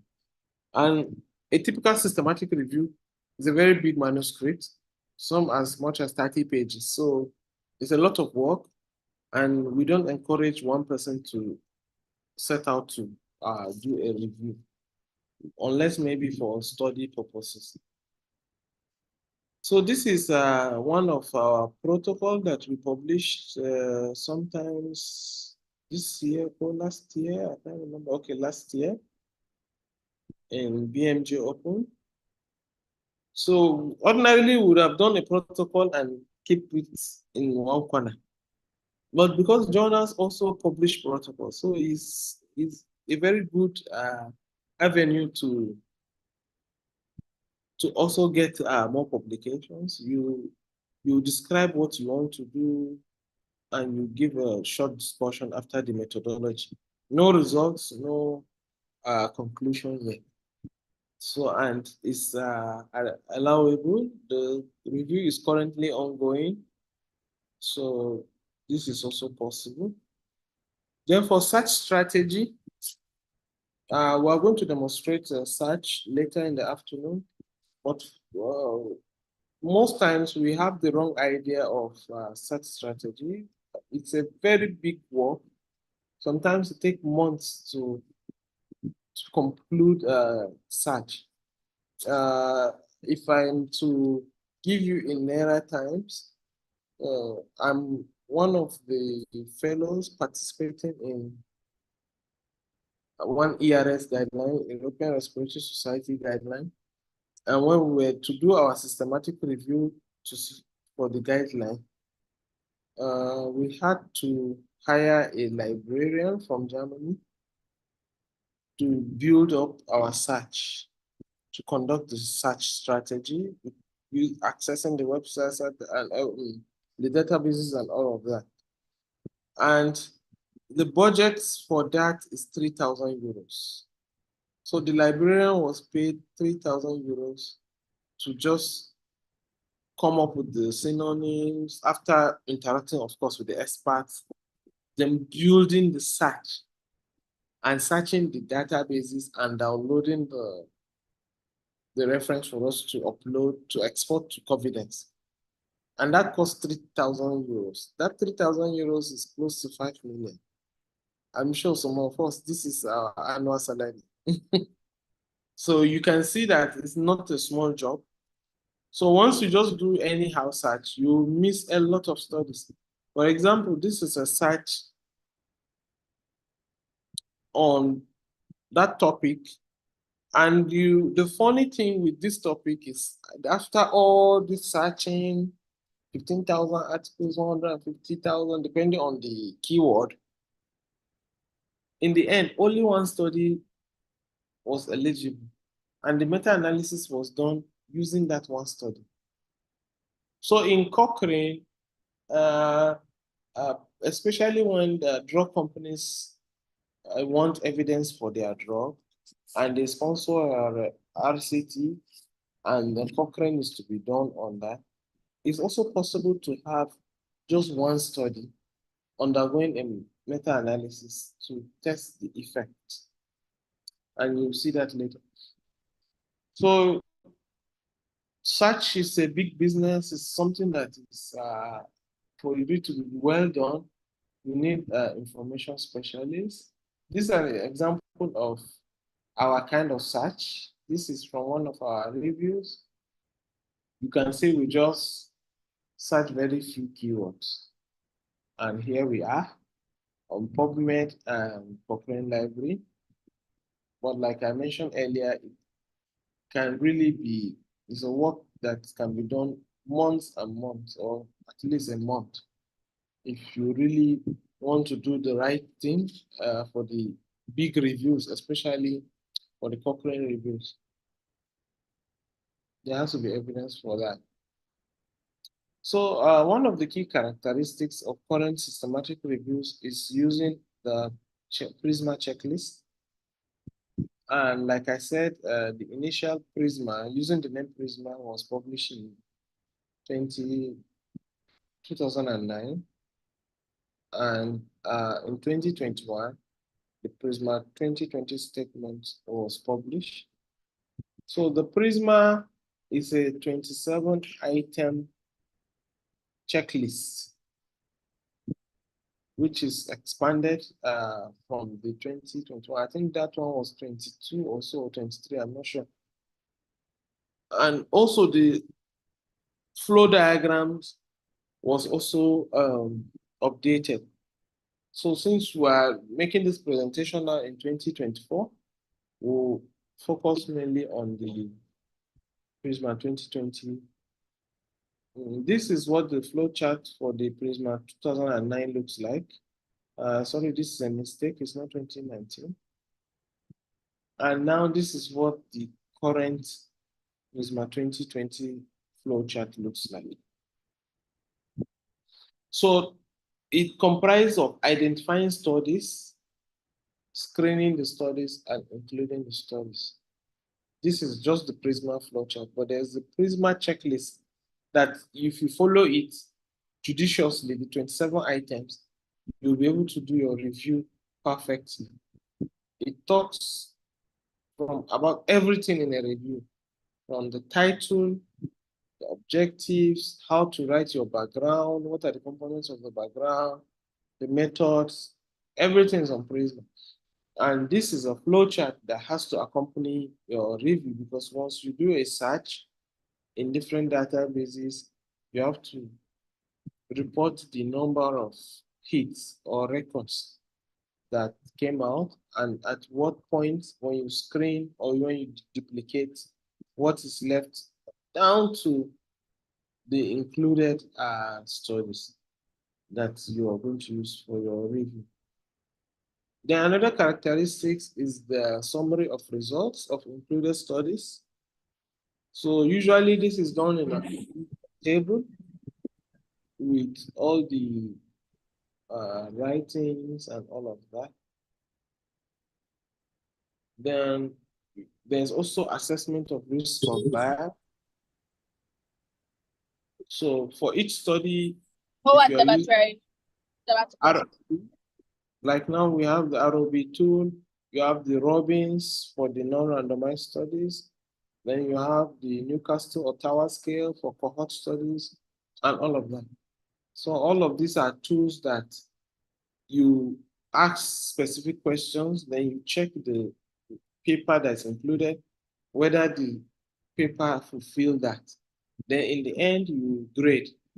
For example, here, for each plus, it means the paper addresses it. So there's low risk of bias for that. For each minus, is the paper does not assess it. So there's high risk of bias. Sometimes this can be a bit subjective, but usually 2 reviewers are needed. So if I rate allocation concealment as low risk of bias on a RCT, and my friend also does the same, then we can assume that 2 of us cannot be completely wrong. But if I say high risk of bias and he say low, then we have to sit and he shows me why he says high risk. So that is the discussion that goes on while systematic review is being done. Then another aspect is the results. Results can be written narratively, like this is one of our reviews that we did, and we reported our results narratively. We didn't do a meta-analysis, of course. The strange part is only 2 studies were included in this review. So we reported qualitatively using the outcomes, subjective sleep outcome. Then we'll say both studies found this, and in the end, we found it was concluded that the evidence to support this is moderate. So you can have moderate evidence, but we had to restate that, okay, for moderate evidence, there's a question, what Prisma checklist could do to a novice? It will help you to focus, to not lose focus. I'll download the Prisma checklist. It's freely available anyway. I think I have the reference somewhere. I'll show it to you. I think page 2021. And once you follow it, it's a checklist that once you follow, it tells you whether your title is well-formed or not. Objectives have to be stated. Once you are following it, you will not have problem. It also tells you when to whether you're registered or not.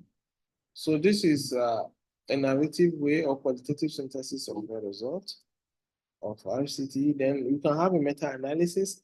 This example I gave of a meta-analysis we did, you can see it's just one study. Barakat 2009. This is not usually seen, but it's also possible, especially when these are rare conditions with rare treatments. Then briefly, I will also mention that there's something called the network meta-analysis. Network meta-analysis can give you interaction between the intervention and the control, and also between the interventions. It tells the relationship. For example, if you look at figure A, you see a round ball in the middle with stickers going out, across. So it's the big round one in the middle is non-exercise interventions. So the first ball on top is breathing training, then the other one breathing training with resistance exercise. So all of these interact with the control. Some do not interact with the control, meaning there's no link, no association, or no efficacy. Then they also interact with themselves. And the thicker the line, the more the significant association or impact or difference. So this is what you can also get out from a meta-analysis, and this is called a net map. So instead of seeing a forest plot that I described earlier, you'll see this in network meta-analysis. So I have never done it. I don't have experience with it, but I've attended a workshop on network meta-analysis on R, and this is what the output looks like. It can be more nice than this, depending on the software that is being used, but it's the next level now of systematic review meta-analysis, because with network meta-analysis, you can put in different interventions. And like you can see, this is a paper, I reviewed it for a journal. Efficacy of different types of exercise therapies in patients with stable COPD. So it's a systematic review and network meta-analysis. I think they are Chinese authors. And you can see all the small balls that is connected with lines are different interventions. Then you are seeing their interaction with the control, which is the non-exercise intervention, as well as for each outcome. For example, A is for FVC. FVC means forced vital capacity. So for forced vital capacity, you can see the effectiveness of BT compared to NER. Then you can see the effectiveness of BT to BR. So what this means is if you look at the line between BT and NEI, it's thicker than the line between BR and NEI, meaning for forced vital capacity outcome, the BT has more effect compared to BR compared to non-exercise intervention. I just brought this slide so that you also know that there is something next, but it's not the focus of our talk today. And this has brought me to the end of the second round. I think I saw a question. Okay, there is no question. Please, I want people to talk. Is this okay? Give me some feedback. So far, is it understandable? Are we making progress? Are we benefiting one another? If you have any question, before I bring Yes, sir. up Thank you, sir. the third session. All right, thank you. Always feel free to make your comments on the chat box. I'll be reading them as we proceed. So we're a bit behind schedule. I'll take the last part before the break now till 1 p.m. so that when we come back, we will do more of live practicing. We'll practice searching. I'll demonstrate to you how we do extraction and all of that so that your time will be worth the while. So if there are no questions, okay, I think I see 2 messages. Criteria for forming research objectives. Well, I'm not very clear with this question. Normally, we form research question based on maybe a clinical scenario or a problem you want to solve. Most times, PG students, when they come to us, we have a topic area, but you yourself, the supervisor, you don't know what is going on.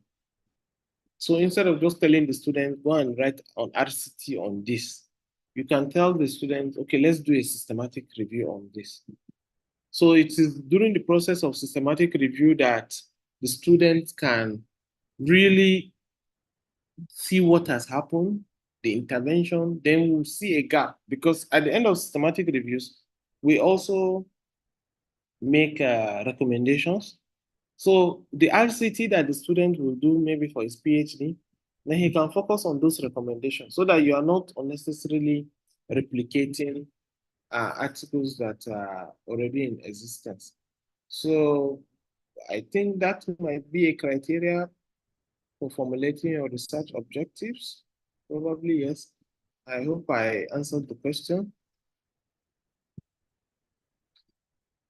So the number of persons in a team for SR and the minimum duration, ideally, I think you shouldn't go below 3, no matter what, because 2 people will do independent screening. When there's disagreement, you need 1 person, a senior person. So this is the minimum requirement, assuming all the 3 have, at least one of them have experience with methodology of systematic review. At least 1 or 2 of them are experts in the topic. For example, you cannot do a physiotherapy you cannot do a physiotherapy topic and physiotherapists are not in the systematic review. I hope you understand, or something on rehabilitation. Then for minimum duration from protocol registration to final draft, this is subjective, is relative. It depends on the seriousness of the people. Some people do reviews and they spend 5 years, they've not completed it. Some people can complete it in 2 months or 3 months. But it also depends on the number of articles you have to deal with. I've done screening for 2,000 papers. I was almost going mad. You work day, night, day, night. That was when I even had energy. I was during COVID. So screening 100 titles is headache because you are not just doing yes, no, you have to read and think. Then you say, okay, this is should go, this should not go. Then after doing title and abstract, another person is doing. So if you are guessing, you'll be having a lot of conflict. Then you now come and do screening of full text. Full text, you have to download the entire PDF, maybe 10 pages. Then you have to, especially the methodology of 2 pages, you have to read carefully. The population, okay, is the intervention, okay. And for full text screening, once you are screening out, you have to give a reason. The population is not correct. We wanted 18 years and above, but we have less. So I think it depends on the number of authors, how they are able to share the work. I did a systematic review. The one for the guidelines were up to 28 on it. So it's easy to say, PICO question 1.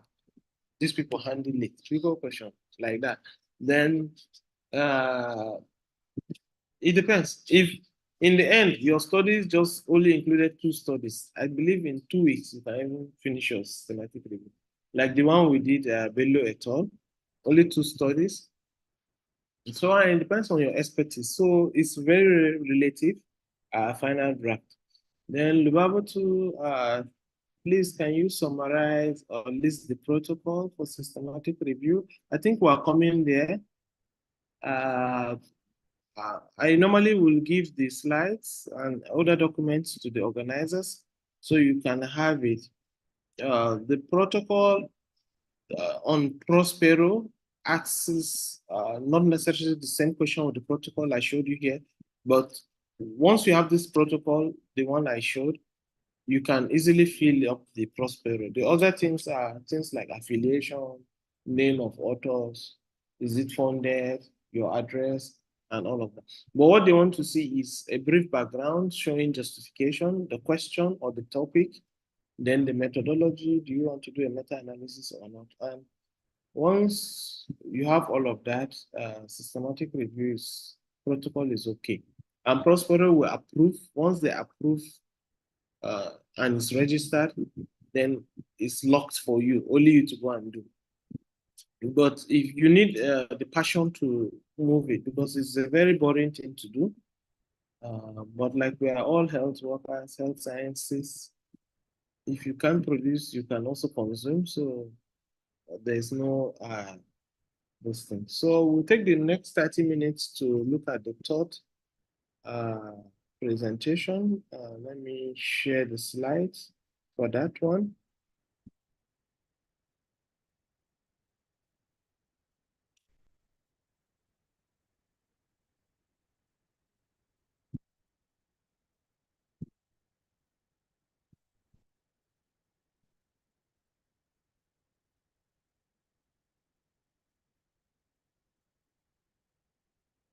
So welcome back.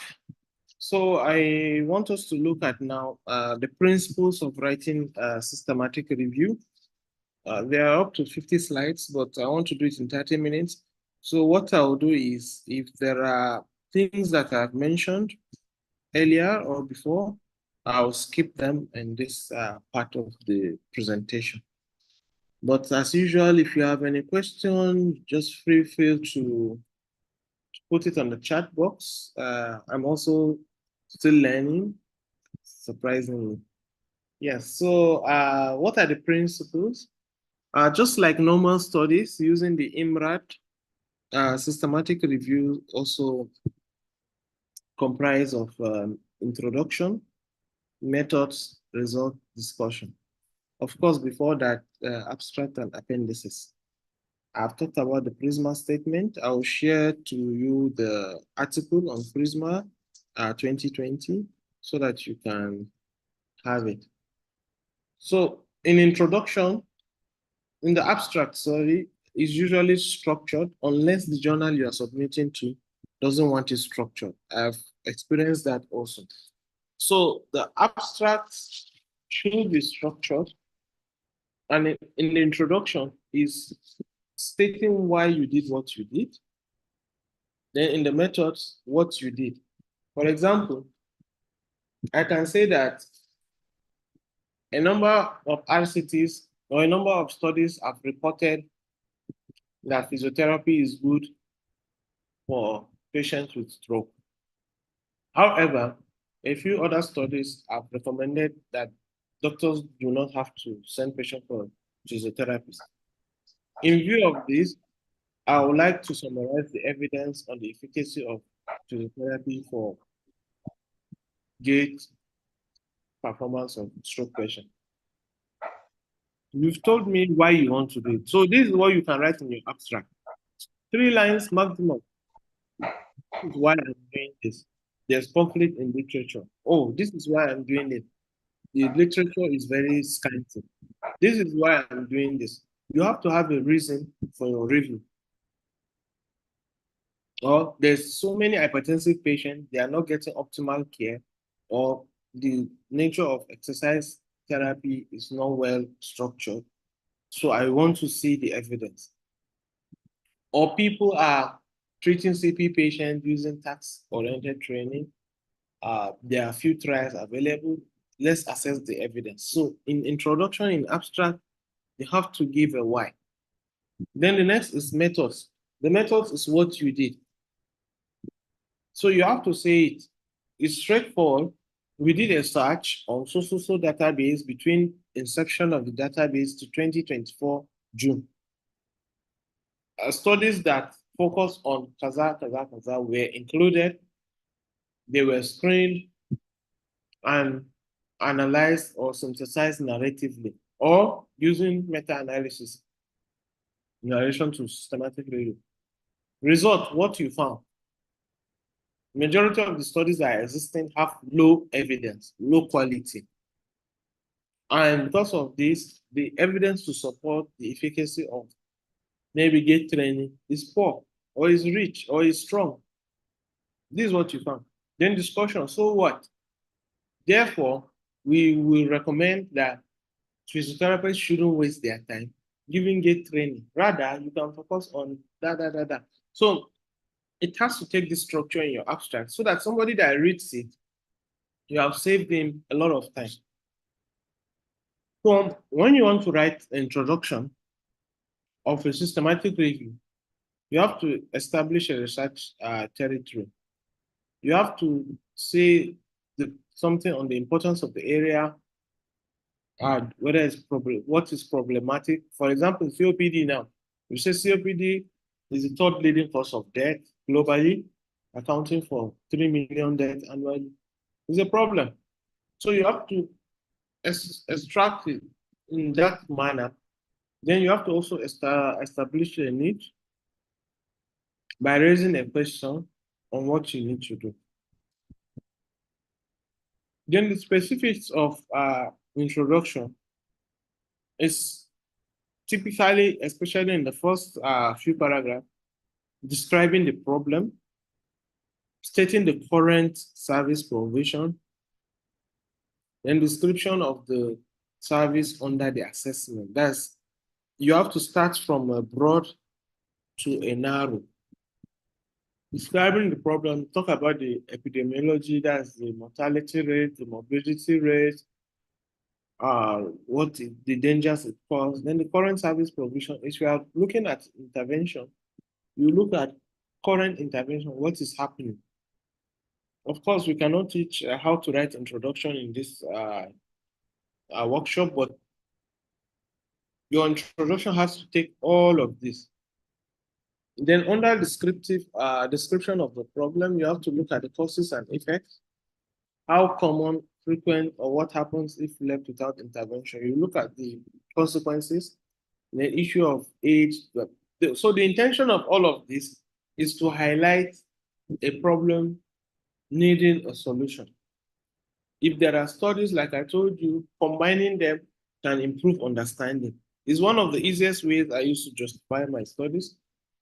I'll say to enhance better understanding, there's need to summarize this, and sometimes it goes. Then you describe the intervention. If it's an intervention review, you look at the component, the variance, the current usage, then you state your objectives.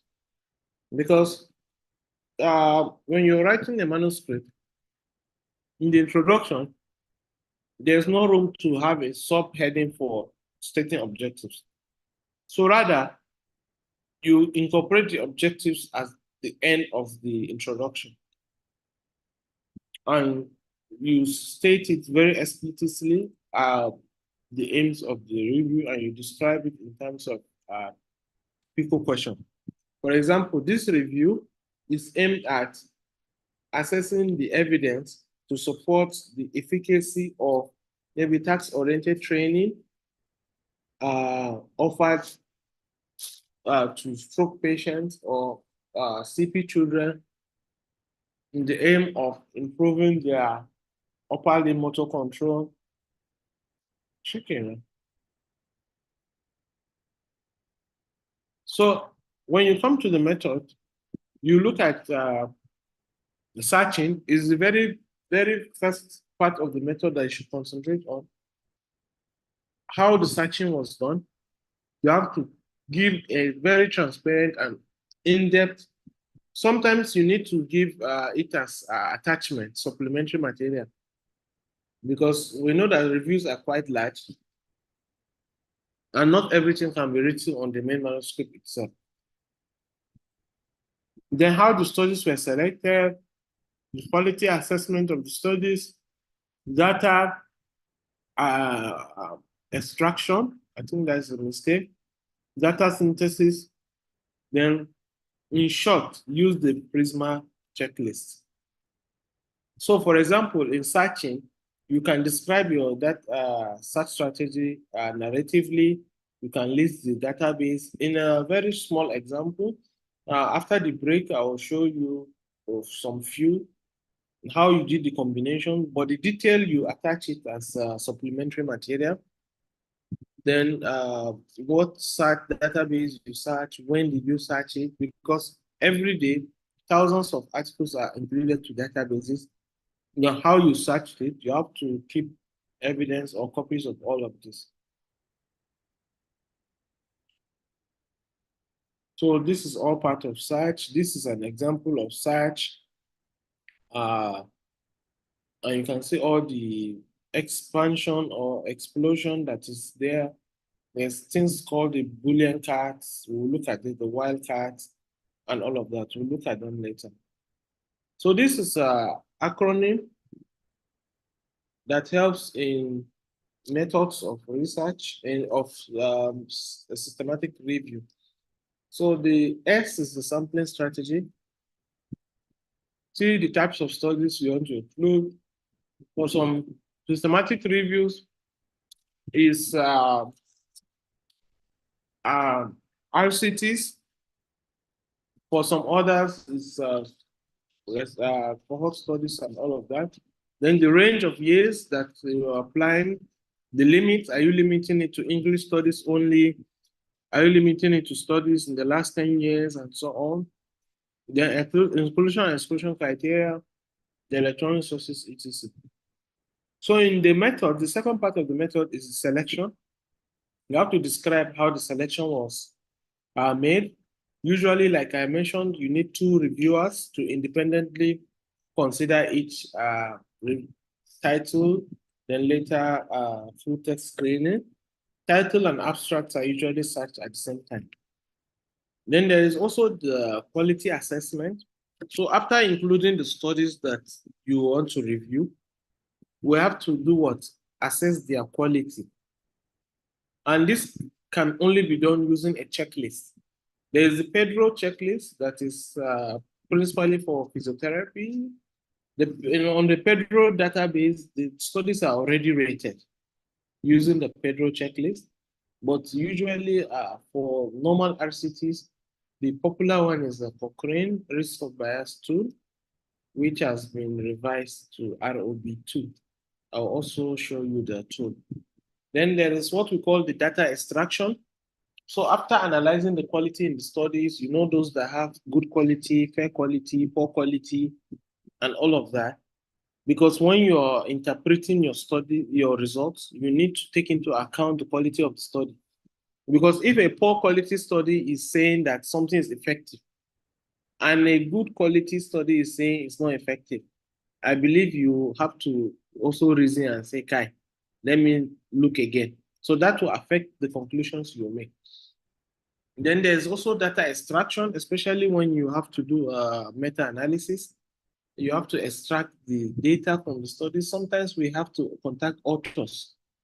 Sometimes we have to use softwares to calculate from graph. I've done all of this and it's really not funny. It's a very tedious business. You have to extract data from studies for the summary of evidence table. You also have to do it when you have to do a meta-analysis. So for each outcome, you have to report the confidence interval, the mean difference for reanalysis later.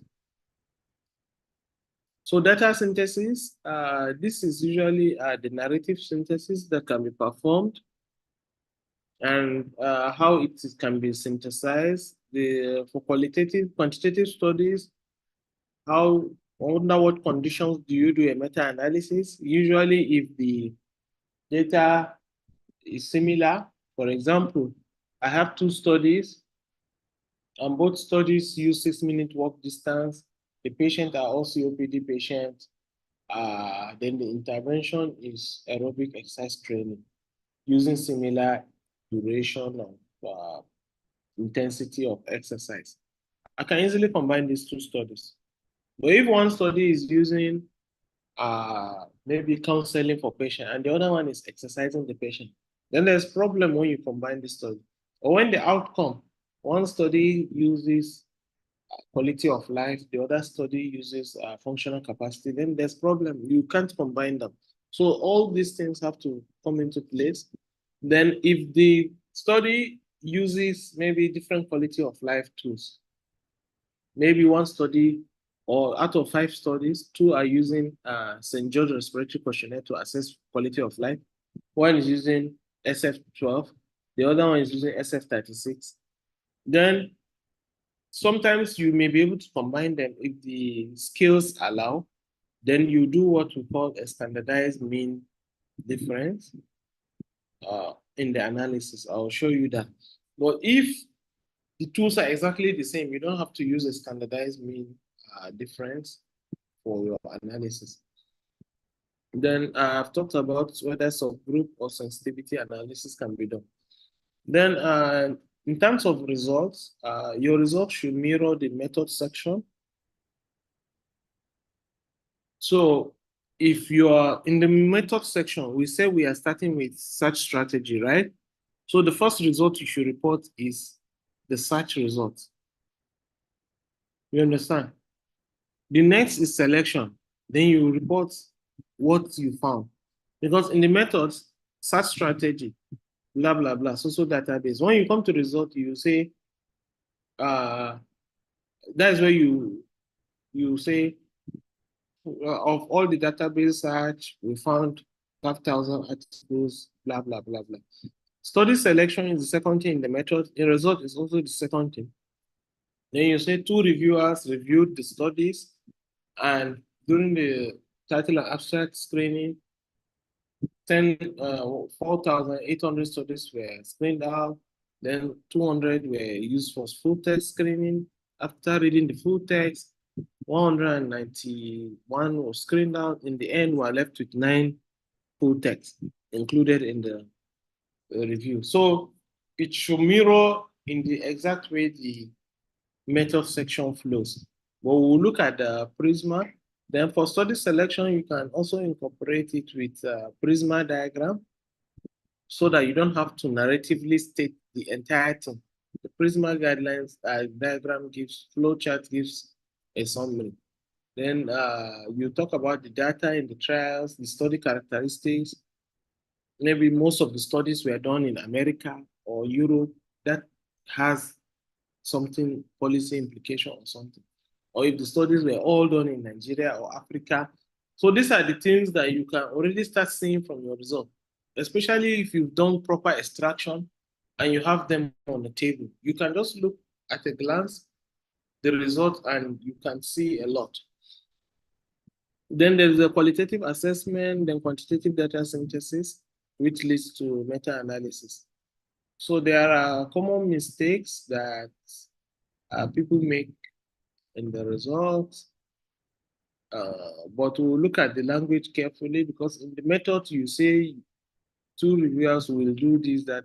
Then in the result, they found this. So the language is a problem that a lot of people make mistakes. So these are just to give examples of how the language should be.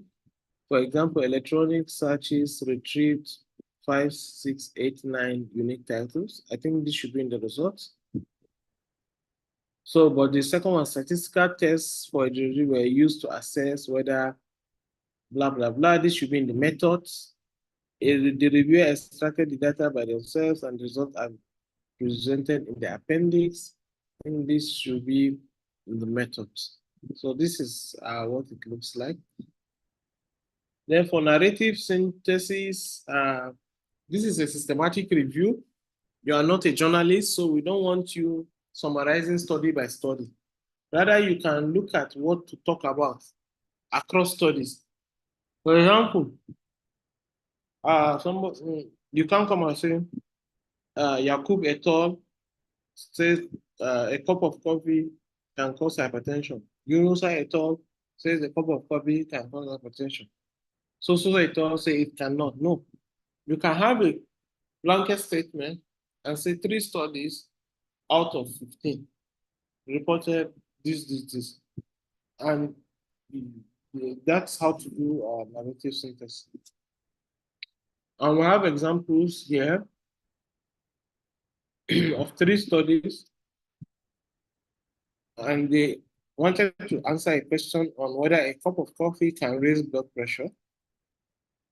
So they got one got UK students, which you can see is healthy population. The other got overweight men, which you can see they have a condition. Then the other got taxi drivers. So from this table, you can already start to see variation in the population, right? And then the intervention.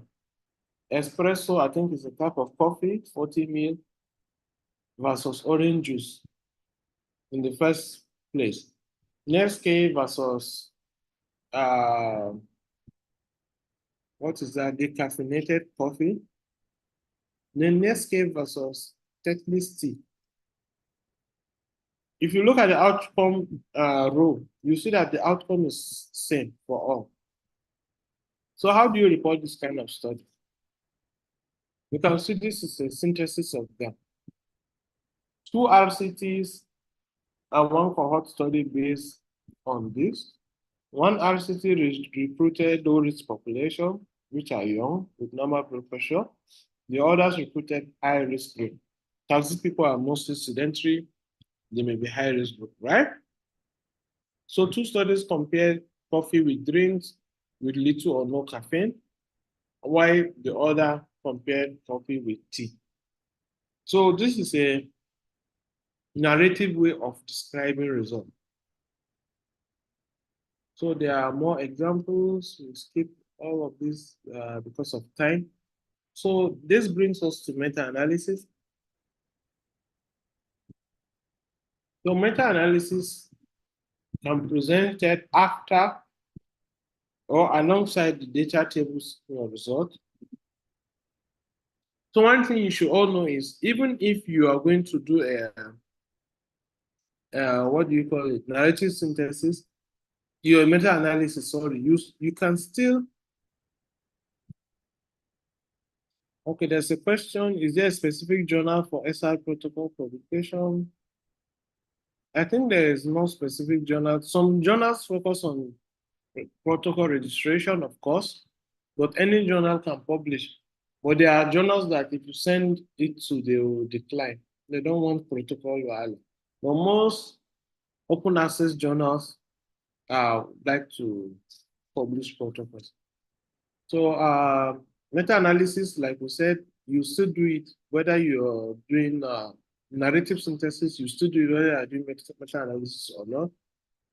Then in meta-analysis, the forest plot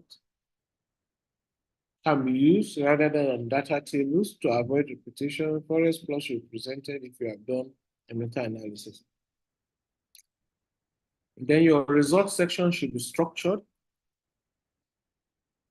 with subheadings, maybe search results, study selection, evidence in quantitative synthesis, narrative synthesis, effects of this and that. So the last part of the principle of writing a systematic review has to do with discussion. Right from studenthood, discussion is one of the areas I hate the most, but I hope I'll be able to help with this. Usually you start with the statement of principal finding. What is the major thing you found? Some people regurgitate the title before saying this. Then you look at the strengths and weaknesses of the review. Then you look at it in relation with other reviews. Then important differences in the results, meaning of the result, which is the clinical implication. Then look at recommendation and future research, which is the unanswered questions. So what are the principal findings? You restate what you found in prose and in like lay language. You don't have to bring all the statistics again, the p-value. In discussion, we don't want that. Just say the principal findings that you found, then the strengths and weaknesses of that your particular review in terms of the validity and all of that. Then you talk about your own study. Then later you now look at the quality assessment of the individual trials you included. You talk about them, maybe majority of studies didn't have blinding, whether this will affect. Then the external validity, the heterogeneity, there's differences across the study. Because sometimes these studies are done by different people, they are different. You are trying to combine them. It's difficult to do. Then you look at the external validity, how it relates to people that are not included in the study. For example, we are looking at study on smokers, maybe it do not relate to females, maybe only males, or white people or black people, and so on. Then you look at the weaknesses of the results of your review against other reviews or other studies. You compare and contrast. You tell your limitations. Don't hide the weaknesses of the review. For example, if the review was not able to cover more than 20 years, you can say. If the review did not include studies from Africa, you can say it rather than hiding it in your findings. Then you talk about future research recommendations. Then you can be specific on what future research you think is relevant. Then the implications is one big aspect. I did a review on PNF among physiotherapists. I have to tell them the implication. Are you now saying that you are recommending that in view of the strong evidence, all CP children must undergo PNF by a certified PNF person, something like that? I've talked about abstract in the past, I believe. So this is what Prisma is all about in terms of abstract. You can see it has a lot more. But if you are submitting to a journal, say British Medical Journal, they already have their own template with just 6 headings. So you have to find a way to collapse. If you are doing Prisma, Prisma asks for a short background, but in the BMJ journal, no background, so you don't have to talk about that. You go straight to objectives. In Prisma, you have to state your data sources, which is also here.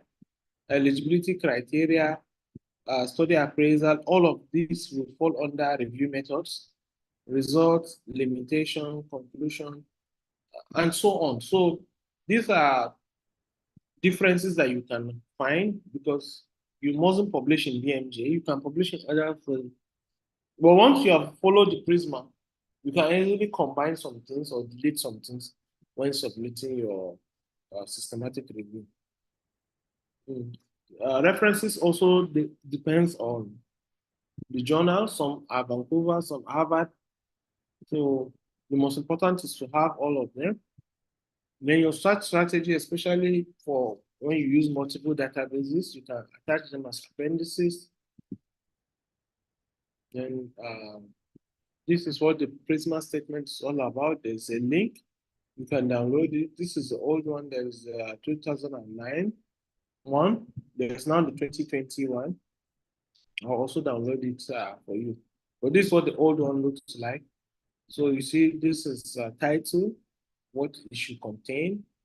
This is the methods. So you can see up to there are 14 under methods. You have to state the protocol registration, the eligibility criteria, information sources, that the database, how search was done, etc. And it continues up to 27. I think the new one has just some editing in some of the questions. But once you are able to follow this Prisma guide, I believe you shouldn't have problem. This is the reference for Prisma. This is what the old Prisma looks like. I've showed this before. So I don't know if it's already 1 o'clock. Our consult checklist is for RCTs. Nasser is not for systematic review. I hope that answers the question. So there are some common mistakes that people make. You need some tables and so on. You have to not referencing. I think these are just common issues with all studies. Then for quality studies, I just thought it's also good to bring this up, but it's not our focus for today. There's also a checklist. You can see, last I just asked the question, there are so many reporting guidelines. You see consult here, there's STRO, there's Prisma for systematic review, there's COREC, I think for qualitative review, there's CARE. CARE is for what do you call it? Case studies and all of that. So there are all these guidelines, reporting guidelines that are existing. So we'll skip that of quantitative studies. But you need to know the differences in systematic review and qualitative research, explicit method, transparency. I think all of these are reputation. In qualitative, there's grounded in the data, finding believability, reflexivity, and all of that. Then for qualitative studies, they use the NTREC statement, enhancing transparency in reporting the synthesis of qualitative research. The abbreviation is NTREC. And this is an example of qualitative research. All of these are examples of what it looks like and how it ends. And also visit some of these websites for description.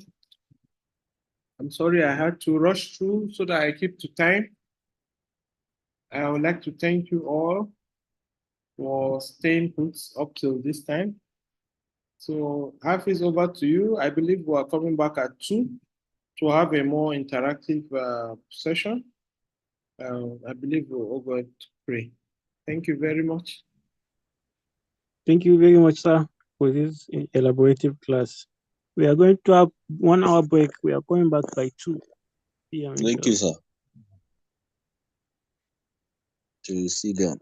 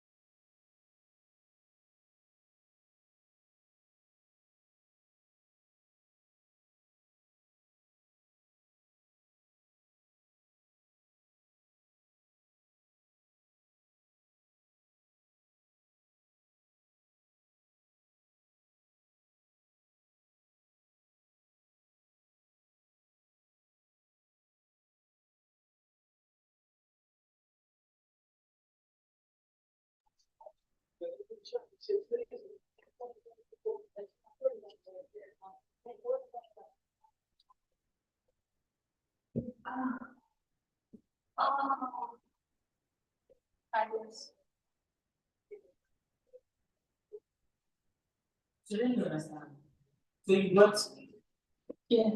Without. And I wrote a list of things I should not forget, and I don't start the list, not that I remember. But I was thinking at the moment that worst case scenario that was going to get anyone to go to baseball first. But the thing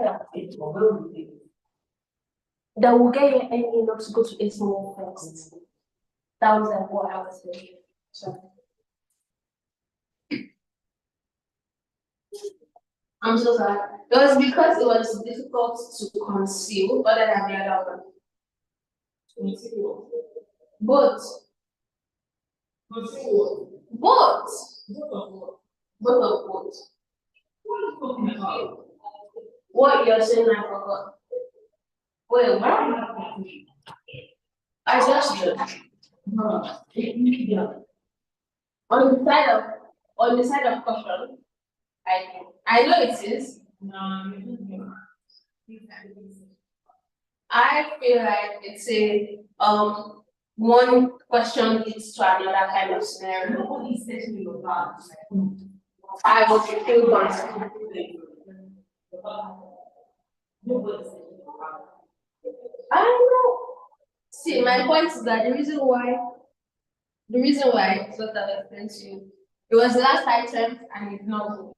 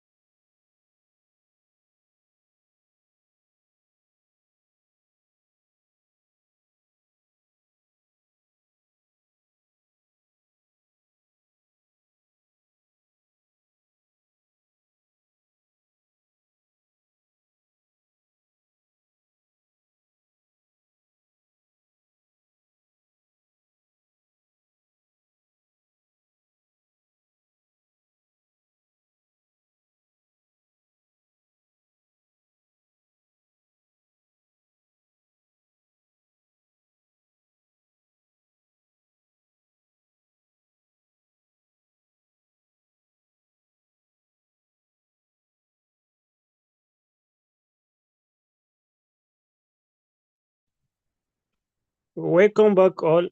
So if you are ready, we can start. We can continue with the second part.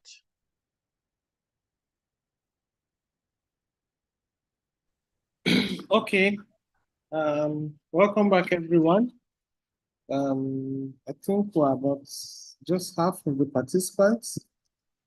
So maybe to avoid people missing a lot, maybe I'll start with some basic stuff.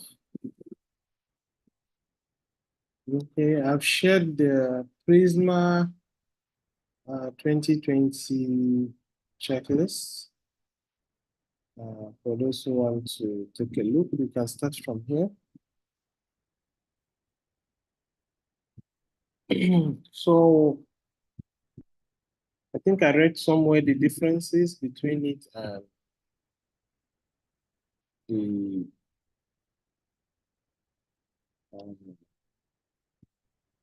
and the old one, but let's just go through it and see. So there's a title that has to identify the report as a systematic review. For example, if we say systematic review on the effect of cryotherapy in sport injury prevention or in treatment of acute sport injuries, then it's a systematic review. You can either put it as part of the title topic or you have a colon, then say a systematic review. So there's abstracts. Of course, I've showed you that. Then the introduction. You see, the Prisma gives a guide on how to write introduction. So you can either describe the rationale for the review in the context of existing knowledge, provide a statement of objectives as part of the introduction. Then you see the method has about a lot with subsections. I think this is where it differs from the 2009 Prisma. So there's eligibility criteria. So in the review, you have to specify the study inclusion or the review inclusion and exclusion criteria and how you are going to group the studies. Maybe if you are looking at cryotherapy, maybe you say you group studies on ankle injuries or knee injuries separately or back injuries. So these are different acute sport injuries, so you can have them in groups so that it's not as if cryotherapy may be effective in the back, but maybe not in the ankle, sort of. Then information sources, you have to specify the databases, registers, the websites, organizations, etc. Then strat strategy, we'll also look at that. Selection process, we specify the methods used in deciding whether a review meets the criteria or not. Data collection procedure, how you collect the data. Then the data items. All these are in the methods. Then how you do the assessment of risk of bias. Then if you're doing meta-analysis, how you do the effect measures. Is it risk ratio, odds ratio, mean difference, etc. Then synthesis, you describe the process used to decide which studies are eligible in a table. Then you also describe the whole of 13 has to do with the synthesis. That's the putting the data on table, the analysis you're going to use, and so on. Then reporting bias assessment. Then describe the method used to assess certainty of evidence. That means if you're going ahead to use maybe grade. Then in the results section, we hope to see how the study selection was done, has to be described, given the numbers identified. then citing the studies that might appear, and so on and so forth. You can see that it's a lot of details. I may not be able to read the whole thing, but once we start the practicals, we'll be referring to it as the case may be. In fact, including how the discussion should be written is there. Other information, support information, all these are basic stuff from 24 to 27. So the main thing is the results, methods. Background introduction is rather straightforward. So I think we have a good number, close to 40. So we can look at our final slide and see how we can incorporate that with a practice session. So the final slide is short, it's just 12 PowerPoints. So it's about systematic review process. And we have identified 9 steps that should be covered in the systematic review process. The first one is a research question. Second is to define inclusion and exclusion criteria. The third is to write and conduct a search strategy. The fourth is to register a protocol. Fifth is to manage your search results. Sixth is to select studies based on inclusion and exclusion criteria. 7 is to extract data from included studies. 8, assess quality evidence. 9, present results. So attempt to do all of this. I don't have any topic in mind, so I will rely on you to provide us a topic. So for the research question or the topic, this is one of the systematic reviews we published 6 years ago. So we wanted to provide evidence for aerobic exercise training on autonomic function in patients with COPD. And this is published in Physiotherapy Journal. So the research question is, what is the evidence for aerobic exercise training on or in modulating autonomic function of patients with COPD? So for this review, we had inclusion and exclusion criteria. So we included only studies where participants were clinically diagnosed with COPD, both RCTs and non-RCTs, that's randomized control trials and non-randomized control trials. Aerobic exercise training clearly described with the excess parameters, autonomic function parameters as the outcome, and we only included English studies. So you have to give a clear definition of your study inclusion and exclusion criteria. Then how do you conduct a search? This is from the same study. We said we were going to look at PubMed, Embase, Web of Science. And only articles are published between 2004 and 2014. So we had this 10-year.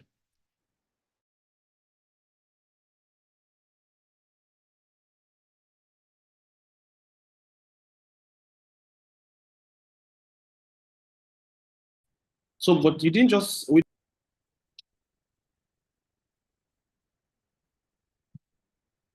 sorry, I think I'm still audible. So we don't just fix the 10 years arbitrarily. It has to be based on something. For example, you want to do a review of COVID or long COVID or post-COVID. There's no point searching from 2011. You get? So you can search from 2020 and still be okay, or 2019. Or if there is a new therapy, maybe laser therapy was established in maybe 2005, and you want to do a review on laser therapy, you can actually start from that time. Or when there is a major policy shift, maybe in the past, women were not coming for antenatal, and they started antenatal, then there was a new policy, and there's a different type of antenatal introduced 3 years ago. You can base your review on those kinds of landmark, and you give a description of everything. Then you have to register your review as individual authors. This is what we do. Since we're not doing that Cochrane review yet, you can register your review on Prospero. We'll demonstrate this also. Then whatever comes out in the results, you have to be able to report it. This is what we're going to extract from the studies. I'll put it on the tables. How the search will be done, this also comes up. And this is a sample of how we do search using Excel. Then for study selection, any study that fulfills your inclusion criteria, you will now select, and you will report how selections will be made, the outcomes that will be in and those that will be out. And for data extraction, you can have a table or Excel, and for each article, you have to go in and pick something to populate the table. You can make a summary of patient population, treatment group, all of this. We'll try to demonstrate also. This is another example of results extraction from studies. Then to assess the quality of evidence in the studies, this is a sample of a snapshot of the Cochrane Risk of Bias tool. So for every question, for example, this question is on random sequence generation. So you have to look into the article to see whether they use the computer random number generator app, coin tossing, shuffling dice to allocate the participants into intervention or control group. If they do any of this, you check low risk of bias. If they don't, and whatever the example comes, you see high risk of bias. Then this is RevMan. I also have it open on my system, so we will also have a look of how it works. Then this is how you can present results from meta-analysis. We will have a demo data to see if we can demonstrate this also. And this brings us to the end. So I'll keep this slide on the background while we see what we can do. So our live volunteers, can we suggest a topic so that we can run a search, make attempt to register on Prospero, do a search of the topic, export it to Providence to see if we can manage the data, Providence or Ryan. Then we will select maybe at least 3 articles to do a meta-analysis. Then we go. So since I have not planned this, I want it to be real-time, hands-on. I have dedicated the remaining time of the workshop to that so that if there are questions, you can interrupt. If I'm making mistake, I can think and make corrections because it's long I did a review practically. So can we make suggestions on a topic so that we can agree on the topic? Then we can together do it. For those who have laptops, you can also you can also make attempts at it in the background. So please, suggestions, topic. We need a good topic. Something, I believe most majority of us are physios, so something physio based. Anybody? I don't want to be something I know so that I can also feel challenged. You can post it on the chat box. You can raise your hand and the host will allow you to speak, whichever. I have a word open so that I can take notes.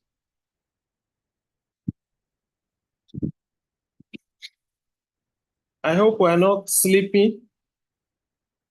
Dr. Lowell, can you help us? Okay, I think there is a chat. Management of low grade. Okay. Do we agree with this topic, everyone? Let me look at it. Conservative management of low grade supraspinatus tear. Among what is your population?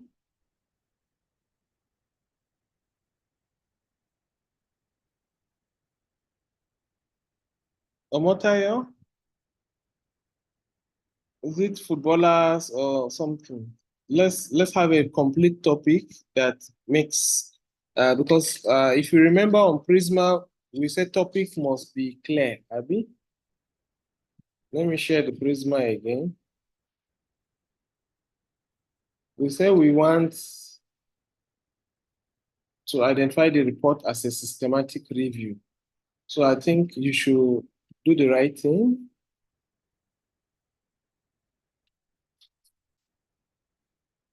So let me see, let me retype it in the chat box, evidence or efficacy.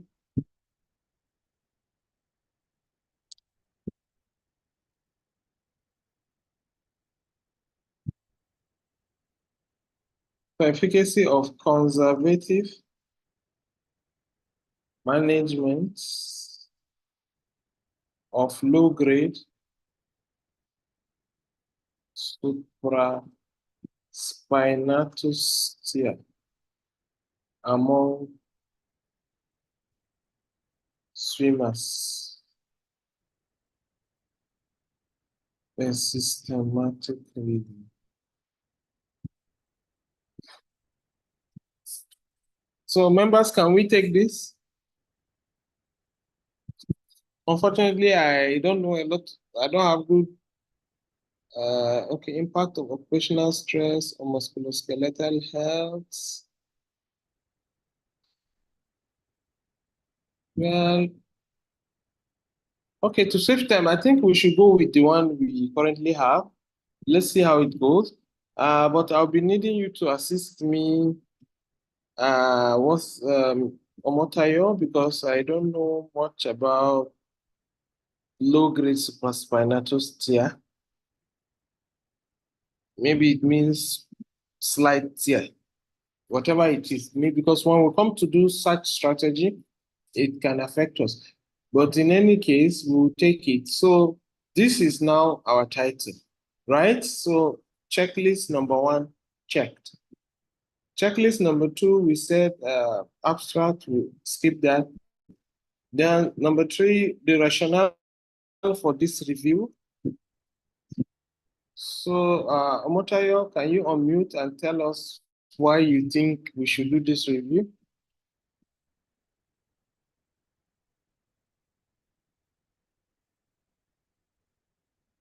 Hello. All right. Good afternoon, sir. Yeah, absolutely. Hello, can you hear me, please? Yes, we can. Well, actually, I happen to have a case like that. So I've been trying to check the possible conservative management that will work best. So it's Okay, I just brought it up because it's a case I'm managing somehow, so I need more evidence-based intervention that will yield a positive result. So So that's why I supraspinatus brought it. around the shoulder, right? Definitely. So it's just like a mild, like a tear. So, but this kind of tear, it's mild. And once it's mild, it's usually conservative. That is the first line of management. It's when All it's a right. full, okay, we call it partial tear, low grade or partial tear. So conservative is the first line of action. So that's why I brought it up. Okay, thank you very much. You're So, welcome. if it's a topic that is given to me, let me share something. Let me share my Chrome, then we can get to work. I believe you can all see my Chrome. Okay. So I can go to Prospero.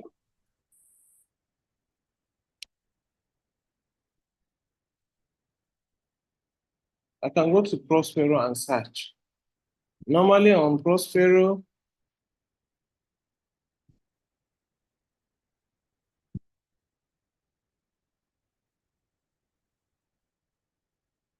okay, we can all see the screen, right? Prospero. NIHR. Yes, sir. Okay, thank you. So I will take again the topic. Copy and paste.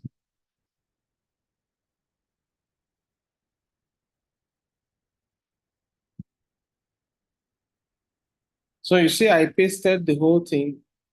When I say go, of course, it will not give me anything. But what should I do? I can use the keywords. So conservative management, low grade supraspinatus tear, maybe swimmers. Then I remove systematic review. Then check. Still no hint. So you keep reducing the keywords. Let me remove conservative management. Let me just leave low grade supraspinatus tear. Is there a problem with spelling? I don't know. Supraspinatus. Let's remove low grade. So when I search supraspinatus tear, I hope everyone is following. I saw two registered, what do you call it now? Protocols for systematic review. One is on pain and tear progression among people with rotator cuff tendon tears. A systematic review and meta-analysis. You can see the review is ongoing. Then early versus delay mobilization of arthroscopic rotator cuff repair. So what this means is this review.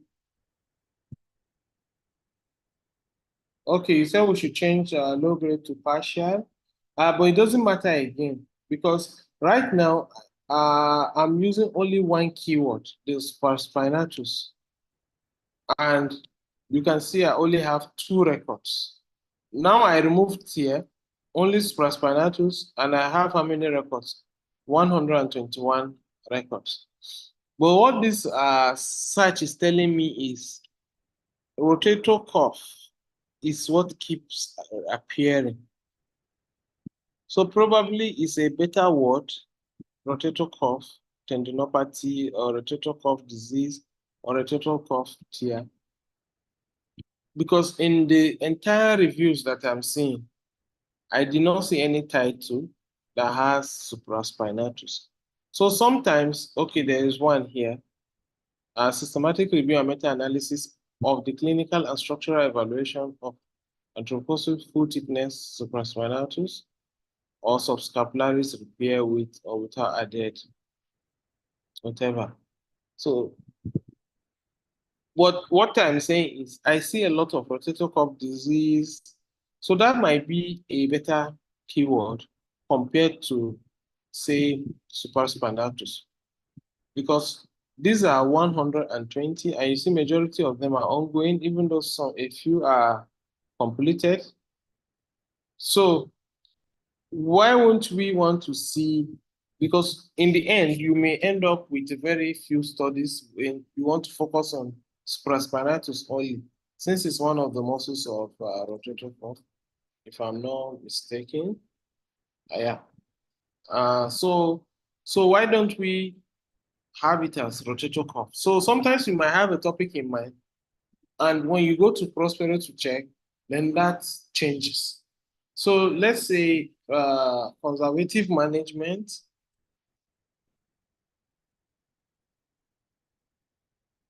Conservative rotator cuff.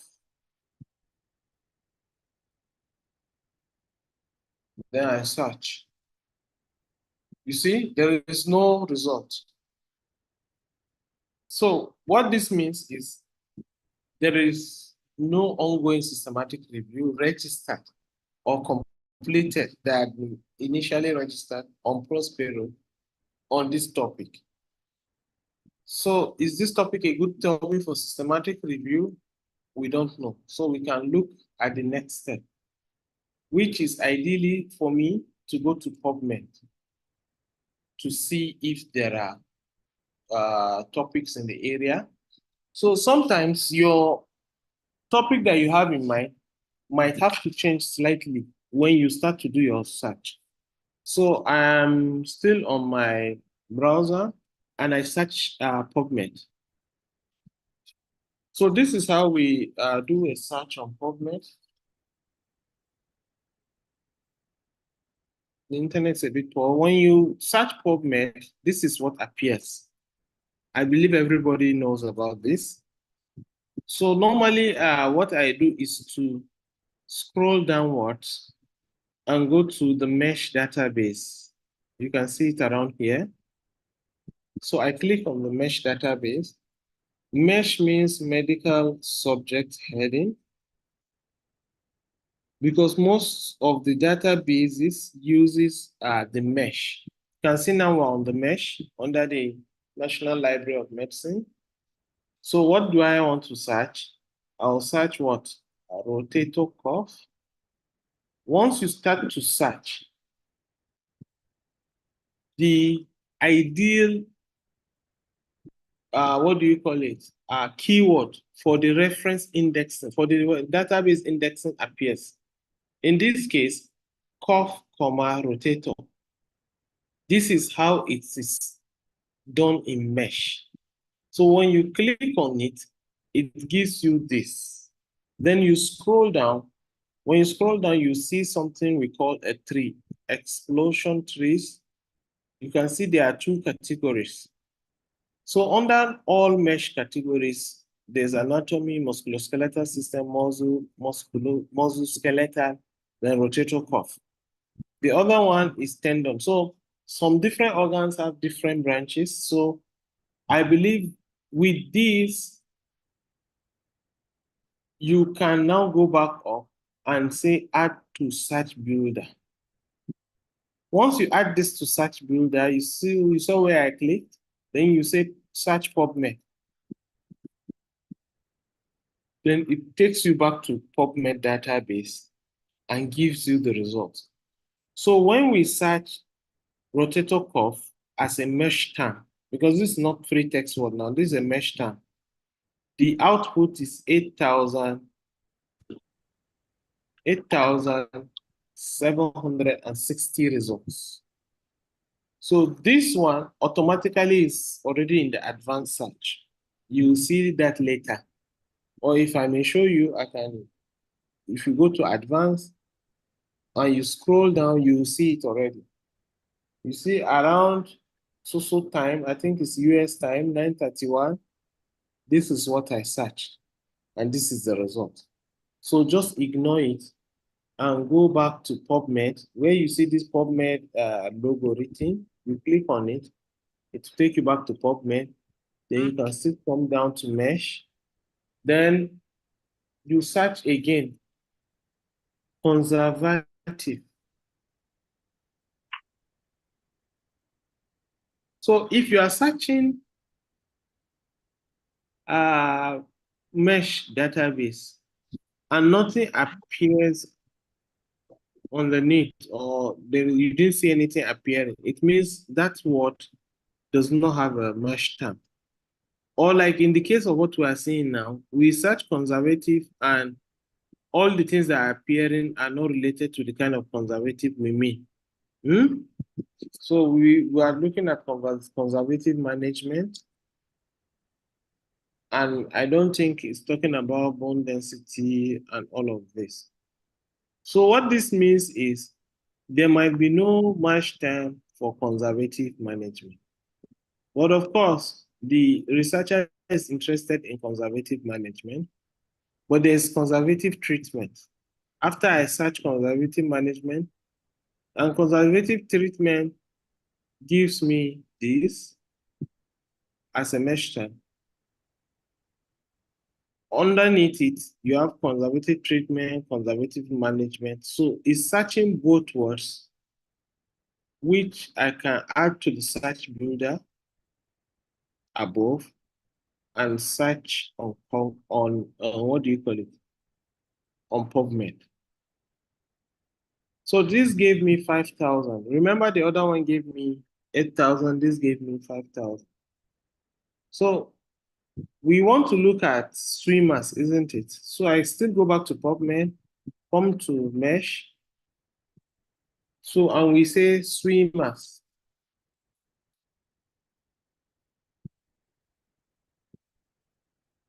So in mesh, these are the only two options when you say swimmers. I don't know if there is another word for swimmer.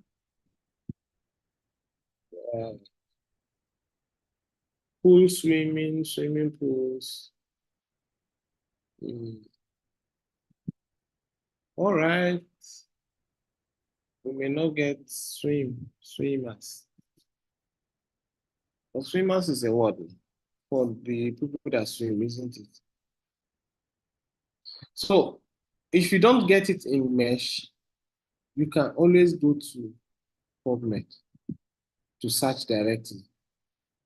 And that's what I'll do for the case of this keyword.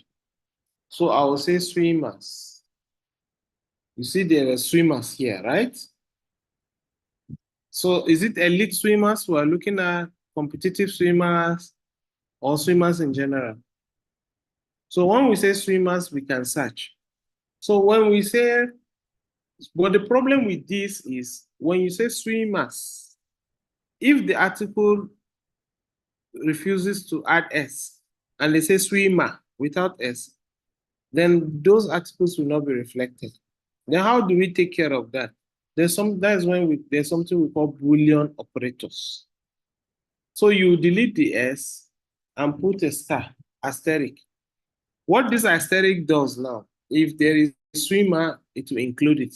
If there is swimmers, it will include it. It's just like treatment, treating, treated. So you write treat and put star. So if it's treated, it will include it. If it's treatment, it will include it. If it's treating, it will include. You understand the point? So that's why I'm putting asterisk. They call it Boolean operators or wildcards. So swimmers gave me 4,886. So usually the swimmers is my PICO, right? Then the swimmer is my population. Intervention is conservative treatment. Control, usually we don't search control. Then the outcome is what?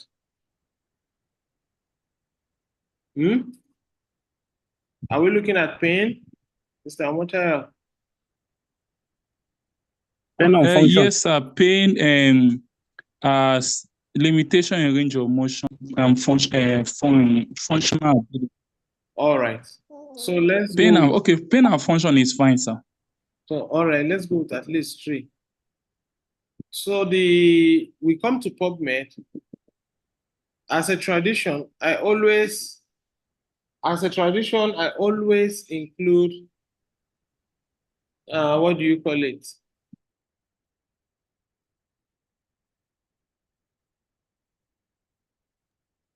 So as a tradition, I always go to mesh database. So when I click on mesh database, he said pin, Abby. So let's search pin. It's only when a word does not exist in mesh that you go to free text word and search, because the mesh is how the databases do the indexing of articles. So you see here, there are so many types of pain, abdominal pain, blah, blah, blah, blah, blah. So cervical pain, that's not the kind of pain I'm talking about. So if I'm not sure, I just say search, pain in general. So the first one told me pain sensation induced by noxious stimulus detected nerve, blah, blah, blah, or acute pain. So I will choose one, the one that is closest to what I mean. If it's number 3, that is closest. Can we just use musculoskeletal pain? Okay, there's musculoskeletal pain down here, number 6. Thank you. There's also chronic pain, pelvic girdle pain. So we choose musculoskeletal pain. You see, I've not yet added it to the search builder. So once I choose it and it's here, and these things that you are seeing below, it gives you further credence whether you are right or wrong.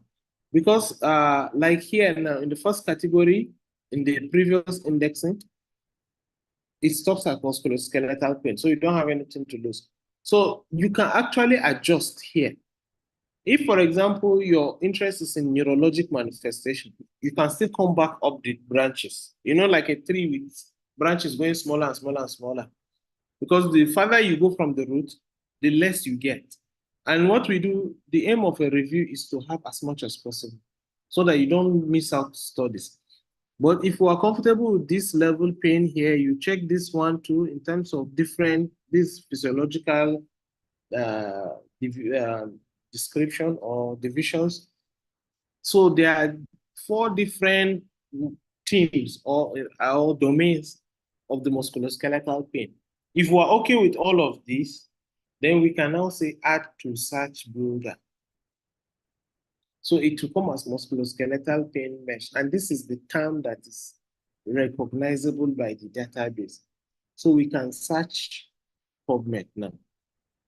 So at every point in time, when you put it on the mesh and search PubMed, it brings you to PubMed, you see what it is, then you still go back. And all the search we are doing is going to the advanced. So let's take another keyword, functional. Somebody said function. I don't want to just have one search for you can see from the elaborate search I showed you earlier on, you can have more than 300 synonyms, 200 synonyms, 150 for population. So you have to really, so that the database can really search very well. So this is function, let's say functional capacity. That's, I think that's for lungs. Let's say functional ability. Is that what we are talking about? Let's look at function residual. Okay, I think it's functional status that interests us because we're talking about swimmers. So you add to a site builder, then search PubMed. Then another thing, if you are searching PubMed using free text word, for example, I want to search PubMed using free text word. If the word is in a phrase, maybe 2 or 3 or 4 words, you have to close all of them with quotation marks. For example, let's say athletic swimmers. Maybe you want to add it to the population, athletic swimmers. I don't know if there's any word like this, but if there is, you can put quotation mark. What this does is it searches and brings up articles where these words are used together. You can still put your wildcards, remove the S and put asterisk. It doesn't matter, despite having the quotation mark. So if there's athletic swimmers, you can see it has given us 6 results. Can you see the first one? Athletic swimmers. Like that, like that, like that. Maybe within the work, like some are in the title, some are in the work. You can see part of objectives here, part of whatever here. So when you do this, then intervention, when we say, Mr. Machaya, can you give me another word for conservative treatment?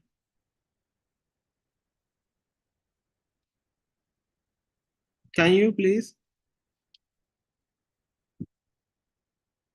Are you typing or you're speaking? I think you can speak to make it faster. Traditional treatment, sir. Traditional, okay. So let's go traditional treatment. Okay, somebody said non-surgical management. We can use all. So non-surgical management is a lot of words. So we have to put this non-surgical, then we say management or treatments. Then we close it with quotation mark. If you don't close it with quotation mark, it will go and search where only non-surgical appeared and add it to where only treatment appeared. Then you will have thousands of useless studies that you don't need. So you can search this. Then somebody said traditional treatment. Traditional treatment or medicine.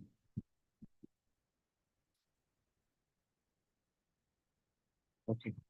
So I believe with these few examples, we have seen how a search can be done. So if you search all of this, you've done outcomes, you've done population, you've done interventions, you've done outcomes, then you go to advance. That's the next step. So when you go to advance, everything you have searched, you see them here. Maybe you can all see it. So what we now do is we do what we call a combination.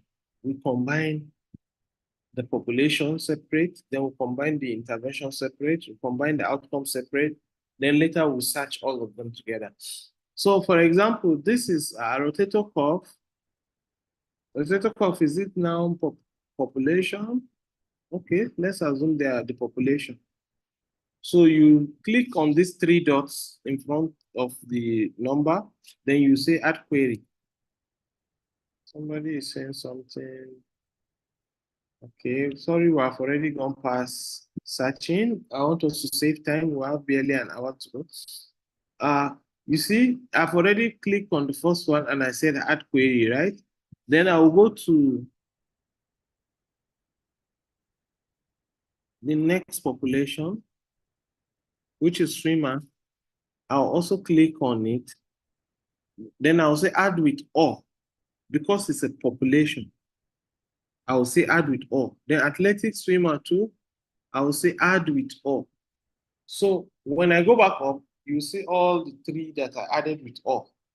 Then I will search it. So this is now going to combine all the population, which has given me 15,000.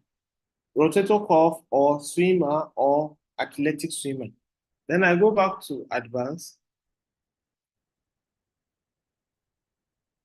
Then I look at the intervention, conservativity treatment, then I say add query. Usually when you right click, I think it does this. Then you come back up to non-surgical treatment, add with all. Then the third one is traditional medicine, add with all. Then I search that one too. It has given me 67,000, right? Then I come back to advanced. Then I add the outcomes. Musculoskeletal pain, add query. Then functional status, add with all. And I think these are the only 2 outcomes we wrote. Then I say search. It gives 9,000. So you go back to advanced. Then the last thing we do now is to combine all the people with and, not with all this time around. So the population, you add query. Then the intervention, we add with and. The outcome, we add with and. You see, all of them have been done using the computer. Nobody should come and be putting comma, bracket, full stop, blah, blah, blah. Then you search. When you search this, it gave us 0 results. So this can happen. So meaning there is no study on rotator cuff and this intervention and traditional medicine or whatever.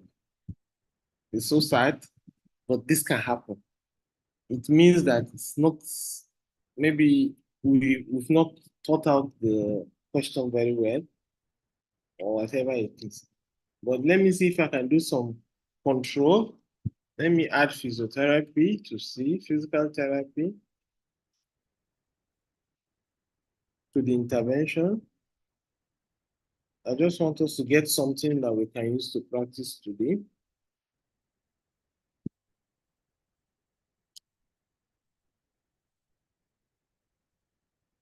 So we have physiotherapy, physical therapy.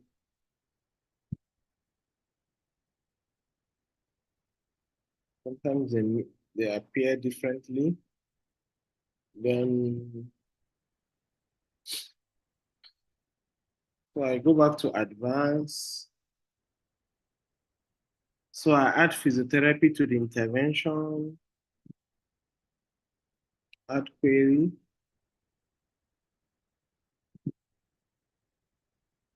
Then add with all, add with all. I hope we are all following. Then search.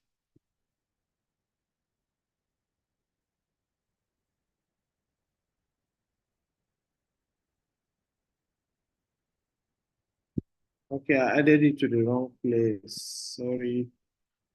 I should have added it to this place. Let me delete this one.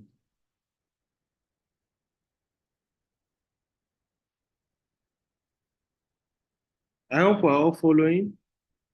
So I searched physiotherapy. So I'll add it to the intervention. To this one. Add query.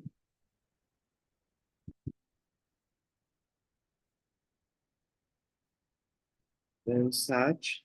Then I'll redo the entire tree again. So normally I should delete this also.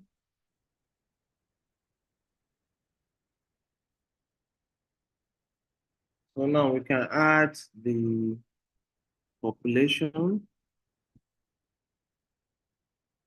with the intervention with the outcome.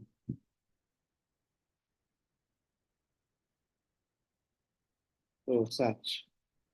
Sorry, I'm not speaking. So I wanted us to get something first. So we have 3 results, and I think this is perfect for us. Let me see who is asking a question. Yes, okay. So when I added physiotherapy to the whole mix part of the intervention, we got something. So this may mean that the Mr. Omotayo that is looking for conservative treatment, there might be no studies. So you have done your search, you didn't see anything on Prospero, and when we looked at PubMed, we also didn't find anything. So it's a topic that maybe is not well thought out. I'm not an orthopedic, so it's difficult for me to literally reason about it. But when we added physiotherapy to the intervention, so we got something, meaning maybe it's because of physiotherapy. But we can see from the first study, surgical versus non-surgical management of rotator cuff tears. So we may get some answer here, right? This is a study from 2019, Journal of Bone Joint Surgery. American, I think. Then perception and use of recovery strategies. Do swimmers, coaches believe they're effective? Influence of induced shoulder muscle pain on rotator cuff and during elevation of the arm. So what we may not get here may be the population, because we are looking at swimmers, well, maybe, but part of our population we included rotator cuff tears or people with rotator cuff issues, and maybe that might suffice. So if you look to the left or to my left, you can actually do more screening. If I tick on randomized control trial, any study that is not RCT will be off. You see, no RCT. You see, all of them have disappeared. So on back, put it back on. If you want to see studies that have full text, you check. If you want clinical trials, you check anything you want. Sometimes if you even check systematic review for only the systematic reviews to remain, you can do that. So this is one way to do a proper search of literature. And all of these studies, if you have EndNote in your computer, you can just say send to EndNote. And it goes to Citation Manager. For me, I have Mendeley and Zotero. So if I do like this, I can directly save whatever is on my screen to Zotero. And from Zotero, I can export to, what do you call it now? To Covidence. So let me open the Zotero.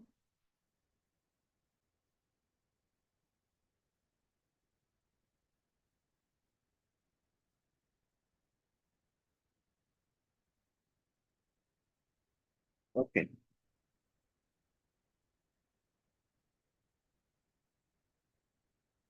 So I have opened the Zotero and I've tried to highlight all the studies and save it to Zotero.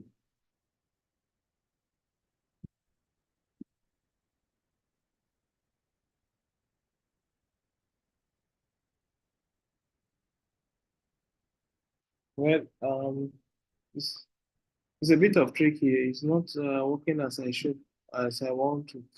But normally, once you have your studies, let's say we had 100 studies, all of these studies should be exported to a software where you do screening. And I have example of 2 softwares where screening can be done. The first one is, let me move this, is the, what do you call it? It's Covidence. So this is my Covidence account. You can see JM. So these are the reviews that I have done in Covidence. Queen's University, somebody invited me for this one, 2021. ICS, this is 2020, the one I went to do in Cochrane. It's published now. Then these are the ones that I registered myself. This one, we have abandoned these 2. So mobile phone reminders. So let me open this one.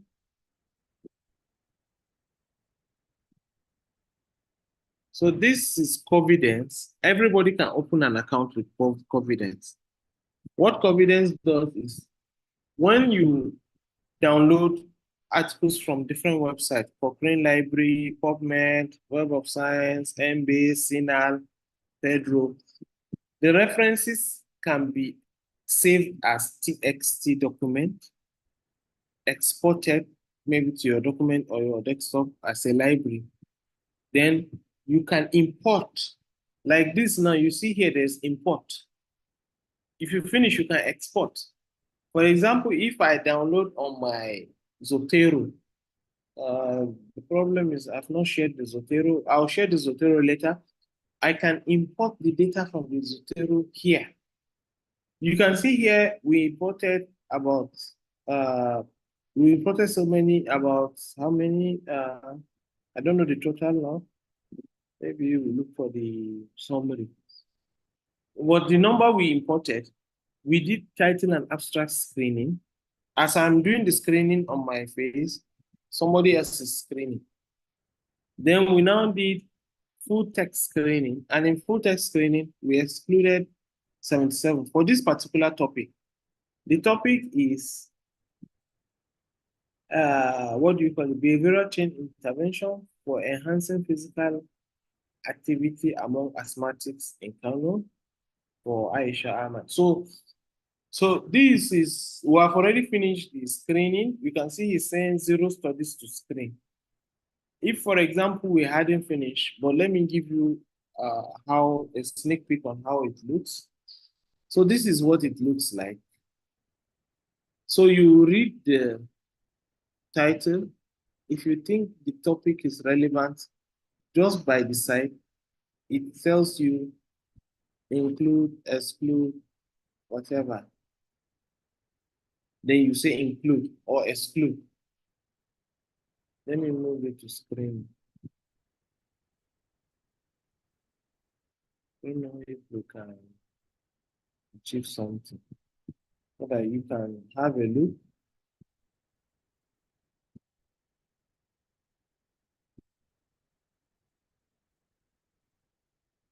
So this is how it looks. I've undone it.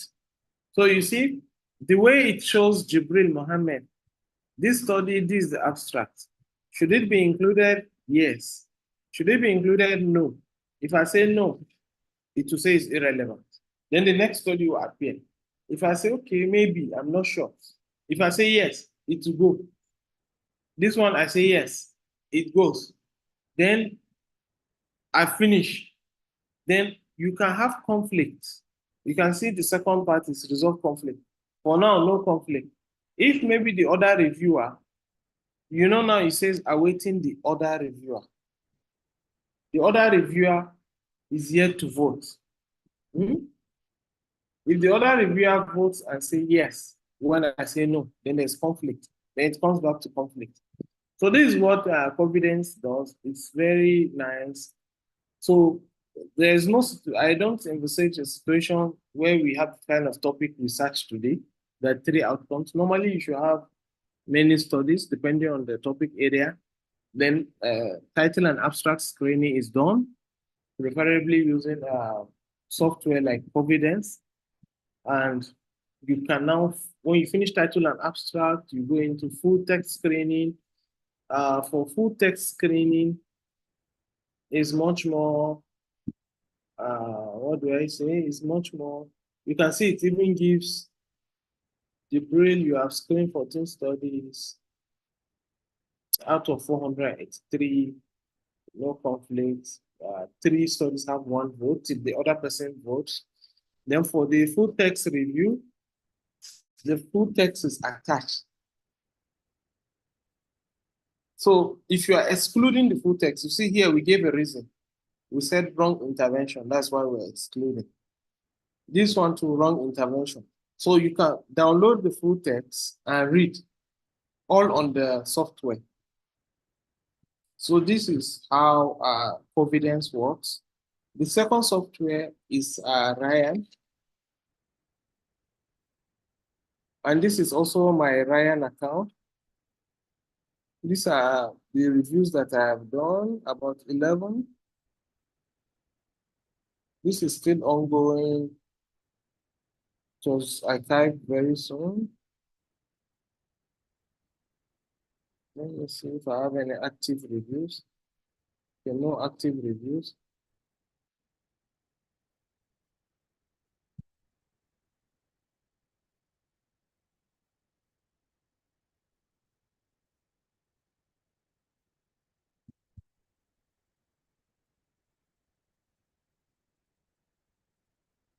So I've made one.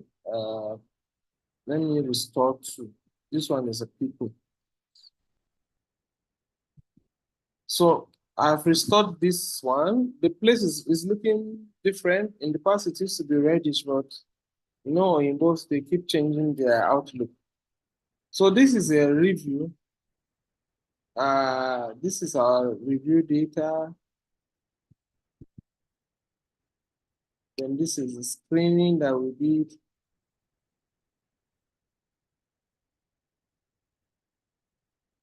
So honestly, it's looking different from when we did it last year. So usually, I think because there are no studies. This is what it looks like. So, for example, this study, I said exclude. This is Jibril. Then my partner also said exclude. His name is Jens. So then this is the abstract. So each study, this is a second study, exclude. But this is because we have completed the work. If we hadn't completed the work, you will not see what he voted. You can see like this one, we are both including the studies. Pulmonary involvement in antisynthesis syndrome, a comparative cross-sectional study. I said include, he is also saying include. Maybe we had differences. We will call for a meeting on Zoom because he is in Europe. Then we had a discussion and we say, okay, this is good, include it. Then we agree. But those ones that everybody say include, no problem. But in systematic review, like I mentioned earlier, I said there's transparency. So whatever you are including, the number of inclusion or exclusion or conflict, the good thing with these databases is they keep record. So let's say I'm screening 500 articles by full text and by title and abstract. And out of this 500, 400, both of us agree to include. But 100, maybe 70, okay, 400, we say exclude. 70, we say include. 30, there's conflict. The ones he say I should include, I say exclude.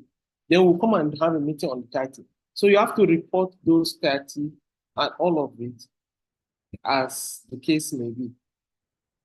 I hope we're clear. So, and this is the information that you are going to put on the Prisma flowchart.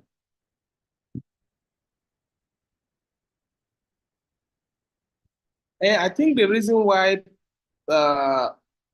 okay, how do you import to Ryan? I think it's easy.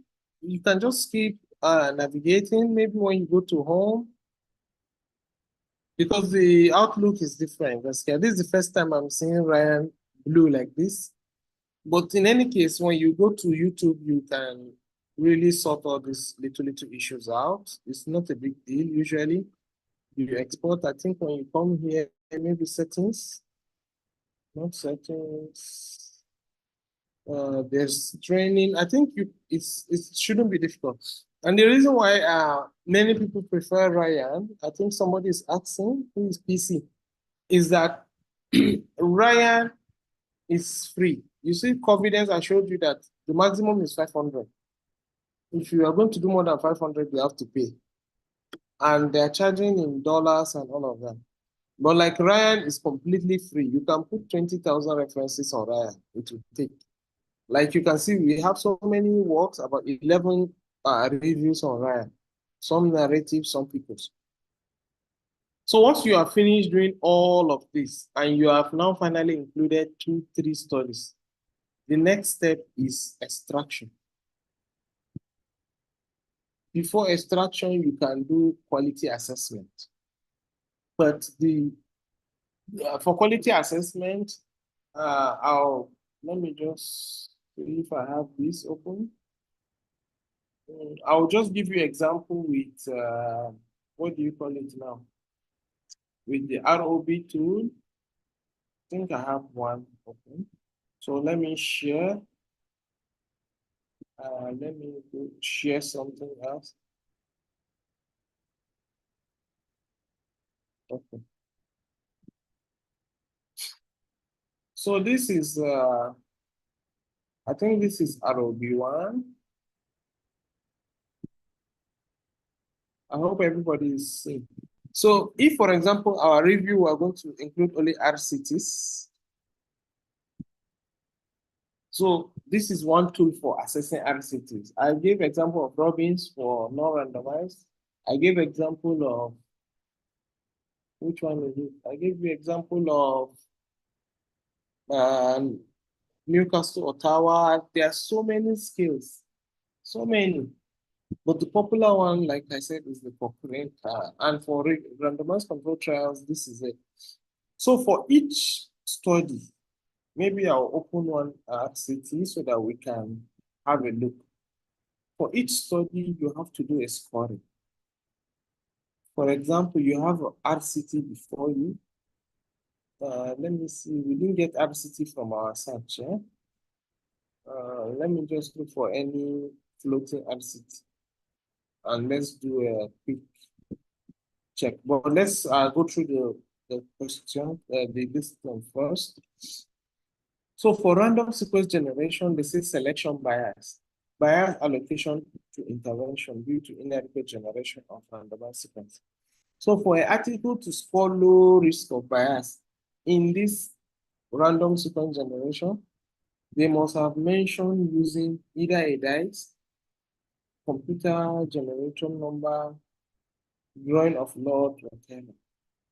So if a study says they use whether the person is odd number and even number, for example, I want to do study on children with cerebral palsy. I'm supposed to do allocate them to groups, and I'll say, okay, we'll use date of birth. Anybody born in January will be in treatment group. February, control group. That is not random. Or I'll use odd and even number. Okay, the first patient to come in, treatment group. Second patient, control group. Is not randomized. For randomization, especially simple random, all the participants must have equal chance of being selected. And that's why when you toss a coin, or when you use a computer generator of there's app, you can download it on your phone and say, give me random numbers from 1 to 50. And you already number the people 1 to 50. It will now start giving you maybe 42. Then you say 42, go to treatment group. To say 28, 28, control group. 41, 41, treatment group. 46, 46, control group. So you can have an app that can do that for you. That is when it's randomized. So if the study, if the allocation is based on judgment of clinician, preference of patient, you say, I want a group like this, so I want this group. It's high risk of bias. Then in some cases, you read some articles and you don't have clear idea. Such ones you say unclear. Then when you come to the second aspect, which is the allocation concealment, is also a form of selection bias, is that the allocation to intervention due to inadequate concealment prior to assignment. So if a study reported that there's a central allocation, maybe using a website or pharmacy control or telephone, then it is low risk. That means it's good. But if the study uses rotation, date of birth, it's similar to what I read earlier. I think the major difference is here there's random sequence. Here and there's allocation concealment. Let the person not know which group is going to belong to. So all these are form of selection bias. So for high risk, the person may be using date of birth, case number, maybe file number, and so on. Unclear is when there is no information to permit you to judge, because some studies will clearly tell you that we use date of birth to allocate them. You see that one is direct high risk. But if a study, you can't really tell, you put unclear. Then selective reporting. Selective reporting has to do with reporting bias due to selective outcome reporting. When you publish your protocol, you said you are going to measure a lot of stuff. Then suddenly, when you publish, they see only those results that are significant is what is reported. It's also a problem. So study protocols should be available for you to check. So you see, it's not a small job. If you have RCT and the person has registered maybe with Pan Africa or clinical trials of the US, then you have to check to be able to take a decision whether the risk of bias is low or not. For it to be high, maybe the one or more primary outcomes is reported or were not specified. Maybe I didn't intend to see the impact of, maybe when I did my RCT protocol, I did not say I'll measure quality of life, functional capacity, but in the end, so I just started reporting it. Then there's high risk of bias. Then unclear is the same comment. So each article that you download, you have to subject it to this ROB. Then there's other bias. Other bias is for it to be low, is a bit subjective. For you to think and see that there is really, the study is really free from other sources of bias. But for high risk of bias, there has to be at least one important risk of bias. For example, the study design or some other problem. This is more of, is the only question that is a bit not covered in the table. Just if the bias is not in selection bias, it's not in performance bias, it's not in selective reporting, but you sense some form of bias, maybe fraudulent, maybe the data does not look suspicious. There are some studies that, like for example, one of my undergraduate students measured lung function, and he was reporting normal lung function is highest you see is 4 to 5 liters, and somebody is reporting 20 liters. You know that there's wahala. So those kind of things. And then blinding of participants and personnel. If there's no blinding or incomplete blinding, but the review, you know, there are some studies that is not the blinding is almost not possible, or the blinding does not influence the result, the outcome. So you can still give low risk of bias. I can't think of any example, but ideally for blinded studies, the participant and the study personnel are supposed to be blinded. And this blinding is not supposed to be broken. But in some studies, it's impossible to blind. So you don't have to say they are high risk, depending on the topic area. Then there's high risk of bias, maybe no blinding or incomplete blinding. Blinding of key study participants attempted, but it was later broken and the result was influenced. Then there is also blinding of outcome assessment, because when you're doing randomized control trials, sometimes apart from the person that is doing the intervention, which is the personnel, maybe I'll recruit physiotherapists to be administering PNF for one group. Then those are personnel. I can blind them. They don't know whether the person they are doing PNF for belongs to treatment group or control group. But the person that is coming to do the outcome assessment, the person that will come and assess whether the person can walk, you know, ideally in research, you're supposed to use different people. Is that one too blinded? That makes it double blind. So the patient and the personnel is single blind.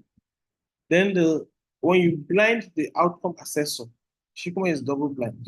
And you can see for low risk is when you feel that the blinding does not affect the assessment. And for high risk is when the blinding can affect the assessment. So the next is incomplete outcome data, attrition bias. Well, for low risk, there's no missing data. The reasons for the missing data is unlikely to be related, and so on. You can see a very long list. So also for high risk, the data is, the reason for missing the data is likely to be related to the true outcome or imbalance in the numbers. If, for example, you subject participants in the RCT maybe control group, 20 people started in control group, 20 in the experimental group. Then in the end of the study, maybe only 5 people reported in control group. You have significant loss of data. That can affect the analysis. So this is a high risk of bias that can be scored. So in the end, all this is put together. And for the Cochrane risk of bias too, you come up with a conclusion of either fair quality, poor quality, or good quality. So for a study to be adjudged to have good quality, all the domains must be low risk of bias. You see, it can be very difficult. So a fair quality is one criterion is not met. Either one criteria, out of all the 6 or 7 criteria, one is high risk for bias, then the study is now fair quality. Or 2 criteria unclear. You know, I said for every domain, there's unclear option. So if out of the 6 or 7, 2 is unclear, the remaining is good quality, is low risk, then the total is fair quality. Or only one high risk is fair quality. Then you can have poor quality if you have one criterion not met, that's the high risk for bias for one domain, or 2 unclear, and the assessment that this is likely to have biased the outcome. The difference between fair and poor in the first instance, because there are 2 instances of poor quality. In the fair quality, you believe that the assessment is unlikely to have biased the outcome. But in our first category of poor quality, it's only one high risk of bias or 2 unclear, but you feel that the assessment is likely to have biased the outcome. That means there are important limitations, then you rate it as poor quality. So you can see a scoring for 2 different articles with the same plus, maybe 1 minus. The minus means high risk. Plus. One you put fair quality, one you put poor quality. So that's what we are saying in essence. Then another reason why you can have poor quality again is when 2 criteria or more is high risk or unclear. Direct one is poor quality. But you can have poor quality when it's only one high risk, but you don't have confidence because there's a lot of limitation to the data. So this is how ROB2 can be used to assess the quality of a randomized control trial that is included in a systematic review. So imagine you have 20 systematic reviews, 20 RCTs to do systematic reviews with.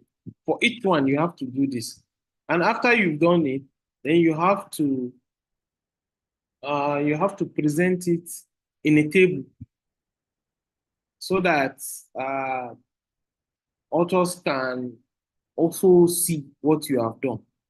So it's not just, and if in the end you are supposed to do a narrative synthesis, then it's easy.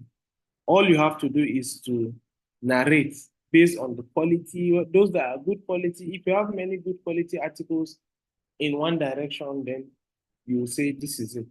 If it's in another direction, you say no, this is not it. So the next thing we'll look at is,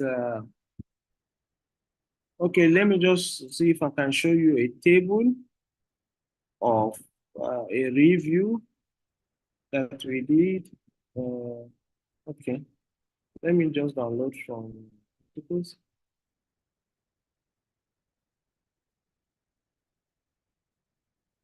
So let's take a look at this article. I believe we're all seeing the screen. Let me see if there are questions. Okay, no question. Sorry, it's loading.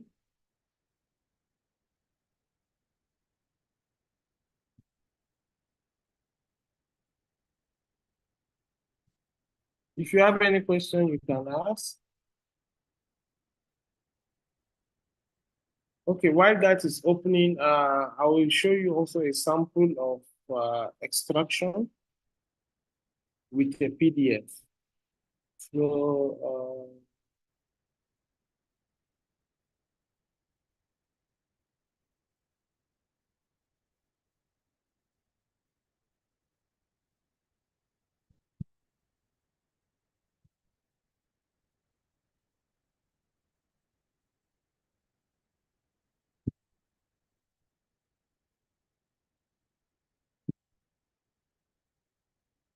okay, Zotero is, I think PC is asking, Zotero is just a reference manager that you can use in citation. But Ryan is software that you can use for screening.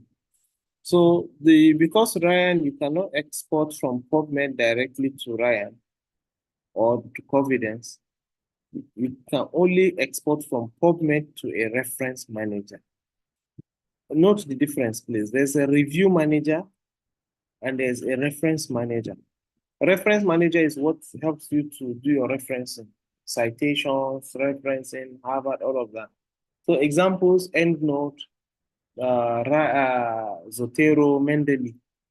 So from PubMed, from databases, you can export direct to reference manager. Then it's from reference manager that you can now export to these softwares, this Ryan, the Covidence, to do your screening.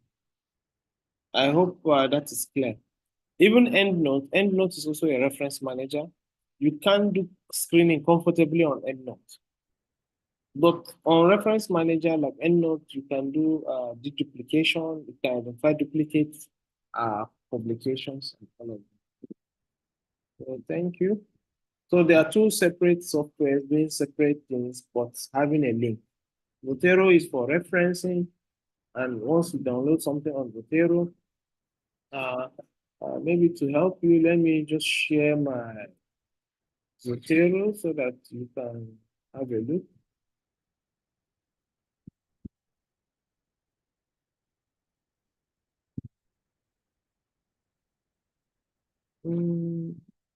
Okay, the Zotero is not.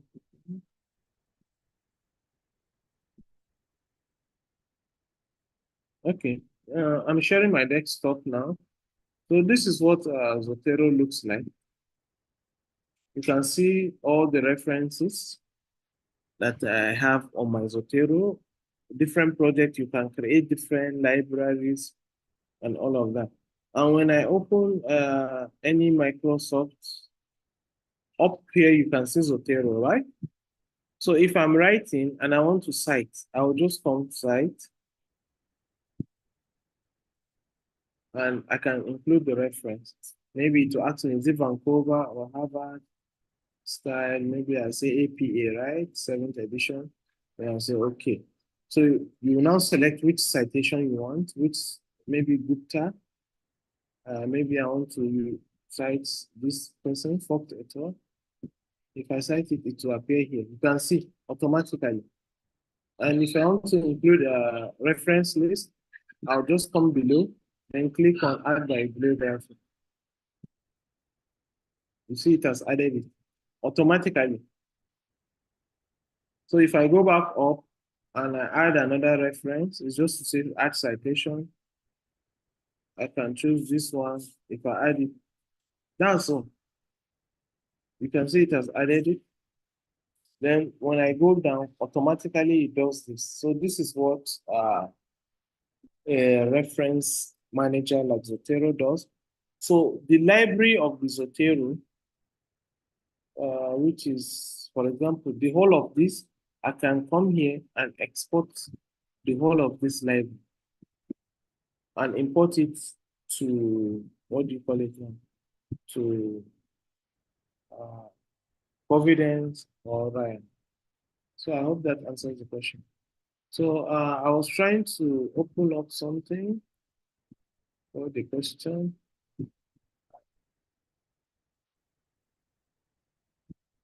So the article is still loading. I don't know why it's not opening yet. So let me share something else. I hope you can all see my screen. Yes, So sir. this is okay. So this is one extraction that we have done in the past.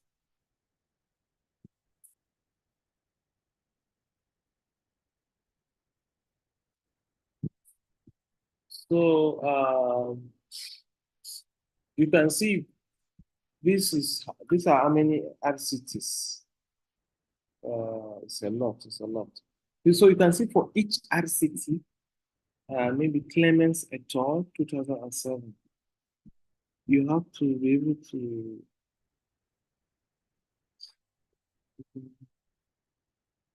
Okay, sorry about that. So you can see, for example, all the studies on this Excel, these are all the studies we included. This one's of all the studies we excluded, we put it on Excel. Then we'll put those we included.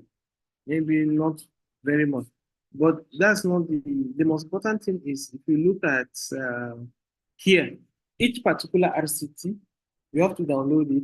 You put the author name, you put the type of study design, definition of study population, intervention arm, this is what they receive, control arm, this is what they receive, treatment duration.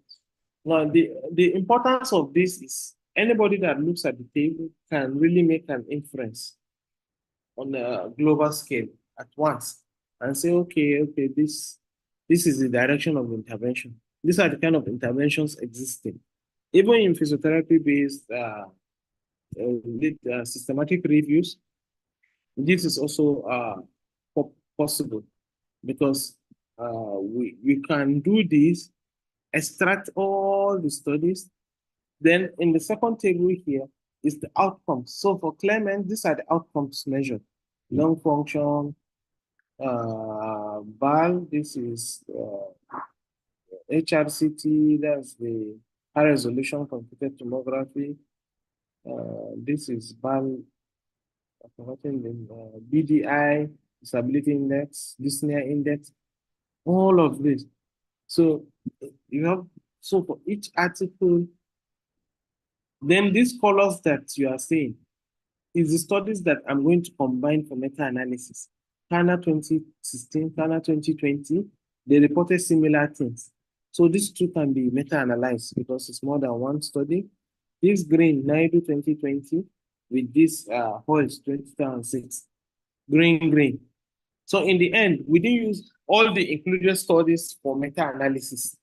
It's another point I want all of us to get clear. You can see we only did meta-analysis between Tashkent, green, Saika and Kana, then Hoyes, then Ebata, these 4 studies. And this is where we took extraction on adverse events for each study. I did all of this extraction, if I can remember then, for each outcome. So this is adverse events. You put it, total number of participants, how many of them develop adverse events, maybe 100% to 80%. Then you list the adverse event. Then these are serious adverse events. This is mortality rates, change in forced vital capacity, change in this DLCO. So this is going to support the review as a supplementary material so that anybody that takes it can check where you made mistake. And you can see we're putting total number of participants, the result we got, is it a mean difference, the p-value, the effect, all this confidence interval, everything has to be extracted. So it's a very big job. Then in the end, we did a meta-analysis, and this is the output of the meta-analysis forest plot. So maybe I will just quickly demonstrate that using existing data. Because we have less than 30 minutes, so we can make progress. So since I've shared my desktop, I believe everyone is still seeing. So this is what RevMan is or looks like when you open it. Review Manager. So searching for something. So what I will just do is to go to File and look at the recent ones. Let's click the file. Since we don't have time to make new data. So this is what RevMan looks like. So on the left here, you can put the title of your review information. RevMan actually was developed by Cochrane, and the aim is for you to write the entire review on RevMan, so that in the end you just download it and you have a manuscript. But most of the times, because of and the importance is that the RevMan, there's a web version of RevMan where if you are up to 10 authors, everybody can just log in real time and be doing different sections, and the paper will just be adding itself. But at the same time, we can also use only parts of the RevMan and copy it away. For example, RevMan does data analysis for the forest plot, and you can see it here on the right. I'm click it now. If I click it, see what appeared. Because this is something I had already entered. So for the intervention, you have maybe this is a drug, cyclophosphamide versus placebo for systemic sclerosis. Sorry. These are drugs for interstitial lung diseases or rheumatic disorders. And these are the outcomes. So you can see here is one study, here mortality, 2 studies, and we're calculating the mean difference, odd ratio, and all of this. So if you come to any particular outcome, let's say mortality rate, if I double click on it, it's showing the forest plot we have done. This is where forest plot is done. So, but so that it will not be all theory, let me add a new data. It will be a fake data, but let's do it together. For example, if I come up here where this plus sign is, it asks me add comparison.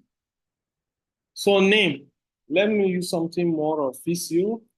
So let's say PNF versus usual care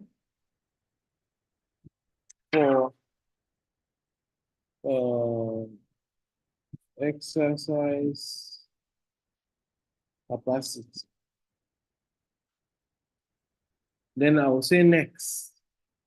So it will ask me what do I want to do next. I will now say I want to add outcome. Normally I shouldn't say exercise capacity. Let me just say PNF versus usual care for stroke patient. So I will say next. So I'll add outcome, continue. What outcome? Is it a dichotomous outcome? What is the dichotomous outcome? Something like mortality, maybe adverse event. How many of them died? How many of them survived? That's survival. Go. How many of them recovered? How many of them did not recover? Dichotomous outcome. What is continuous outcome? Maybe exercise capacity. Maybe these people are able to walk 6-minute walk test, 300 meters. These people are able to walk only 200 meters. This is continuous. Because for continuous, you have mean and standard deviation. For dichotomous, you just have a number. Maybe out of 100 people, 50 recover. It's dichotomous. It's either yes or no. So let's start with dichotomous. Then we'll say next. Then what is the name of the outcome? Let's say recovery.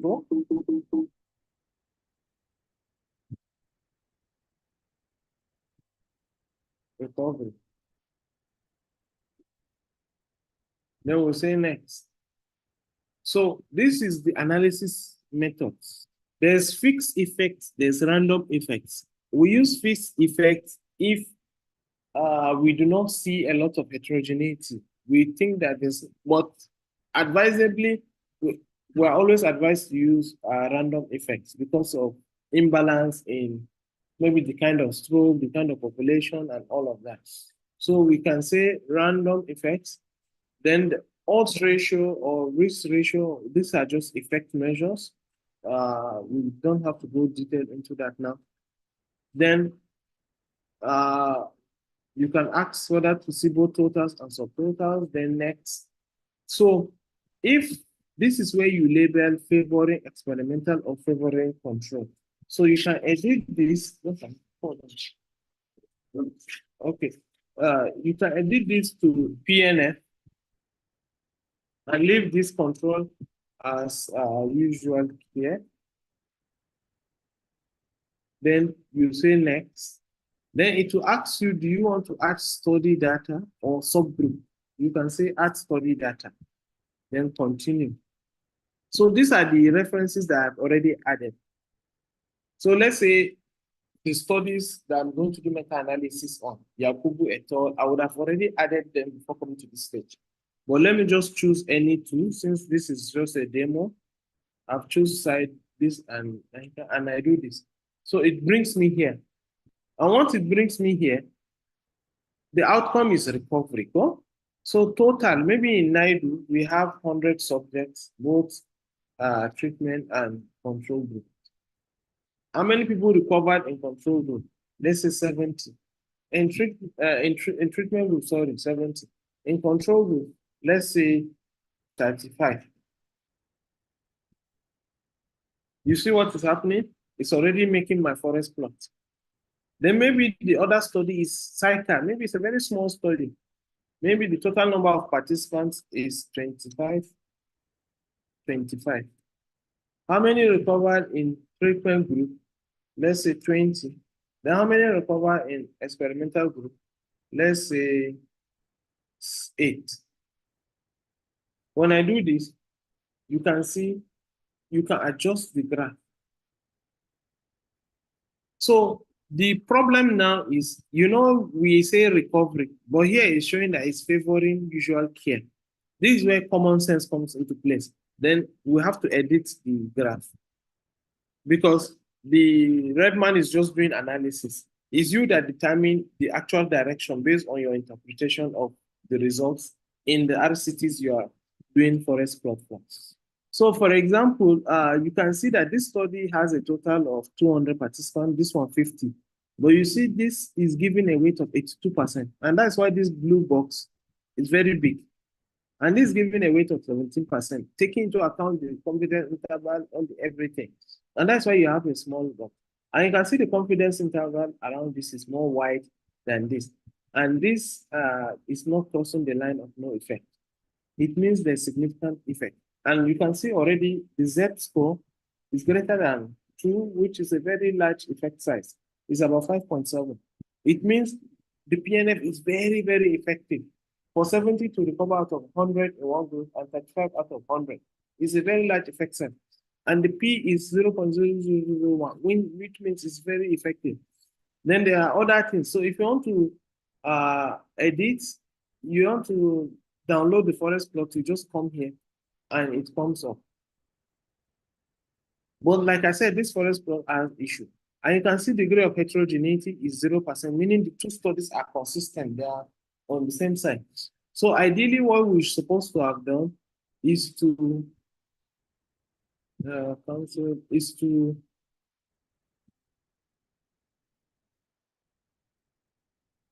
edit. So come to the graph. Then the PNF is the one that's supposed to be below. Then usual care above. Then we'll just say apply. Okay. Chicken. Then you come here, you download your. So this now can be copied. Once you copy it, you go to Word. You can paste it here, Control V. And you have your forest plot. You can have it with 10 studies, 3 studies, 2 studies, and this is the parameters. And you have done a, what do you call it? forest plot analysis. So if you want to do another analysis, maybe you can now come back to comparison 5. I'll go back to data analysis. You can see it here. Then I'll come here and say add outcome. Now let's add a continuous outcome. Then we'll say next. Then what's the name of the outcome? Let's say maybe quality of life.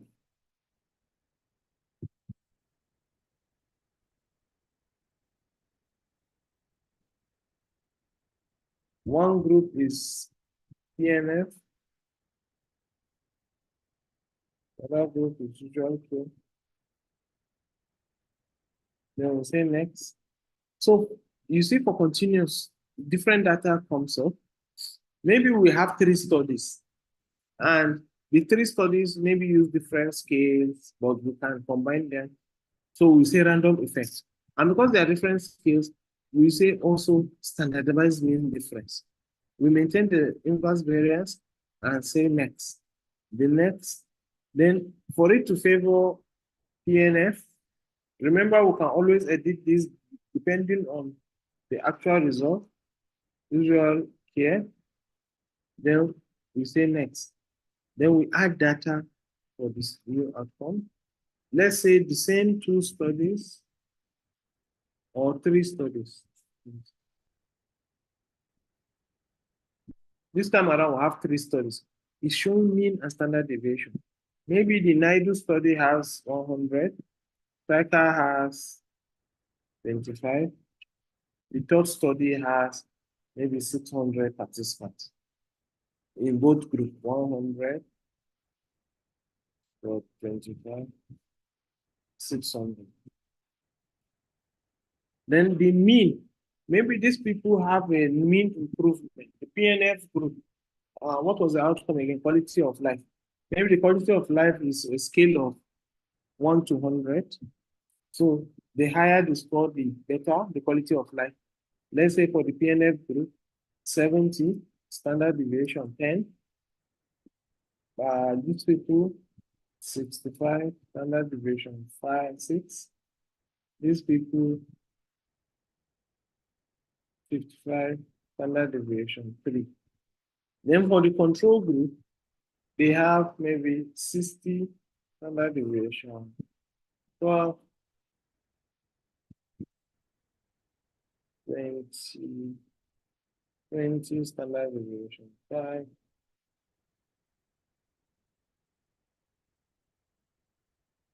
Hmm, 15, standard deviation 9. Do you see what happened? You will notice that despite the fact that this study is 6 times this one, and maybe 20 times this one, the weighting is still around equally distributed. This is to show you that it's only the machine, that the software that knows what it is doing. But if I want to look at the forest plot clearly, I'll adjust this and leave it like this. So the same thing, I have to edit this for it to favor the usual care. But what is the surprising thing with this forest plot?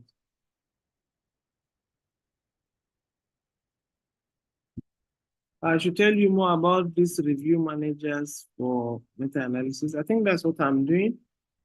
So what is the surprising thing about this forest plot is that, let me edit this first.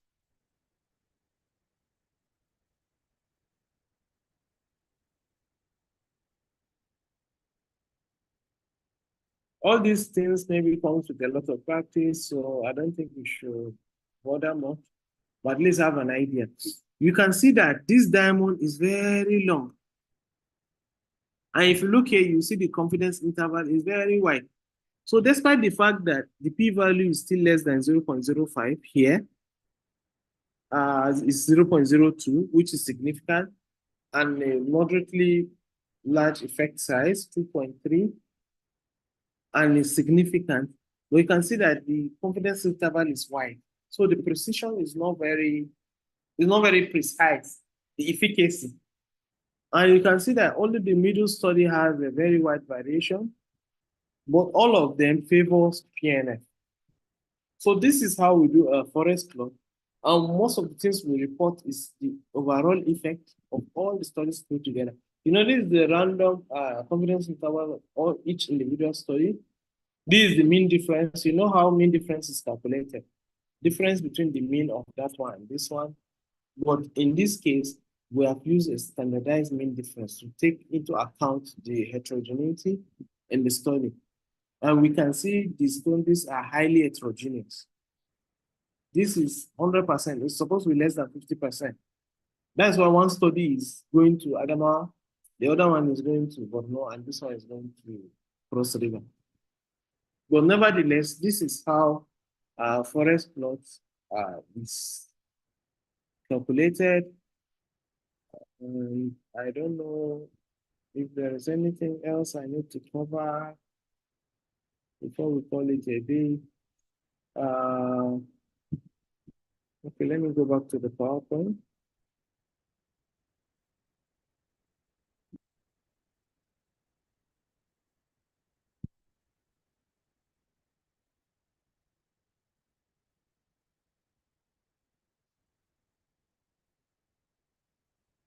Oh, we've looked at this, we looked at data extraction, managing results, prosperity.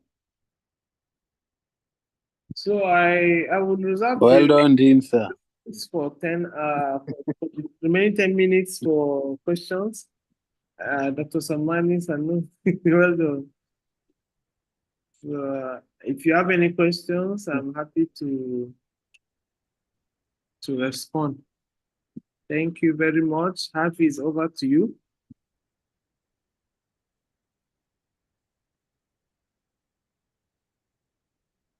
Dr. Samani. I don't know, Dean, sir, whether we have explained the implication of I square if it's less than 50 or greater than 50%. Yeah, the issue with the I square, it doesn't stop you from doing your meta-analysis. You only note that there is high heterogeneity, so you report as part of your limitation. Yeah. But ideally, we don't want to be combining heterogeneous studies because of the so that the results it will not have an issue. Yes. I think we can allow everyone to unmute, maybe to say something. I've been speaking alone. I'm feeling lonely. At the moment, thank you. Z.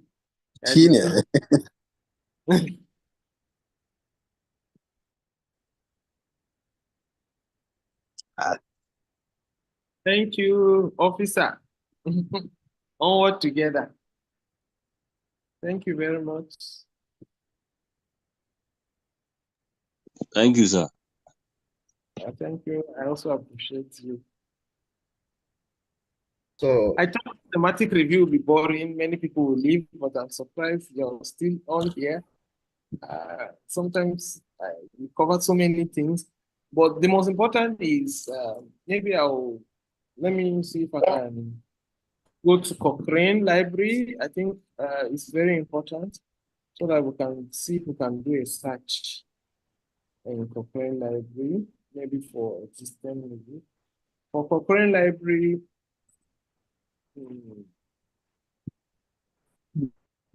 so nothing stops you, even if you're a clinician, from visiting all these websites. It will improve your practice.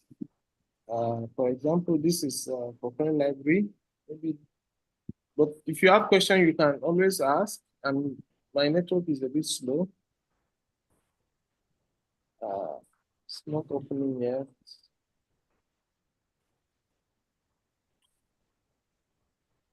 It has frozen. Okay.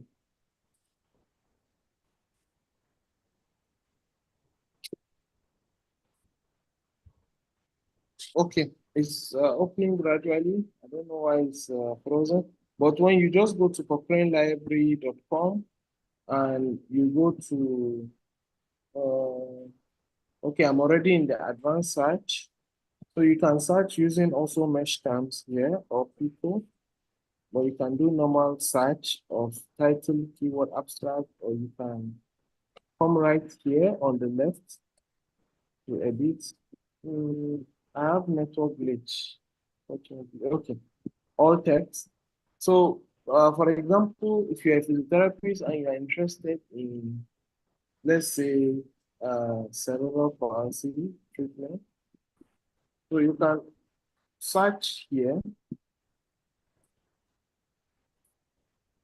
Unfortunately, the network is still beating.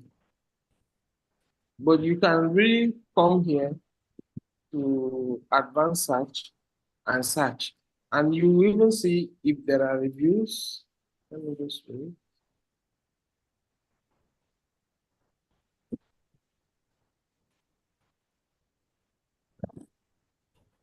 Okay, I've typed cerebral palsy only. Let me just say search.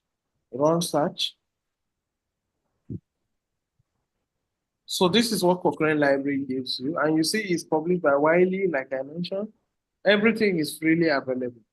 So here you can see how many Cochrane reviews, 557 in cerebral palsy alone.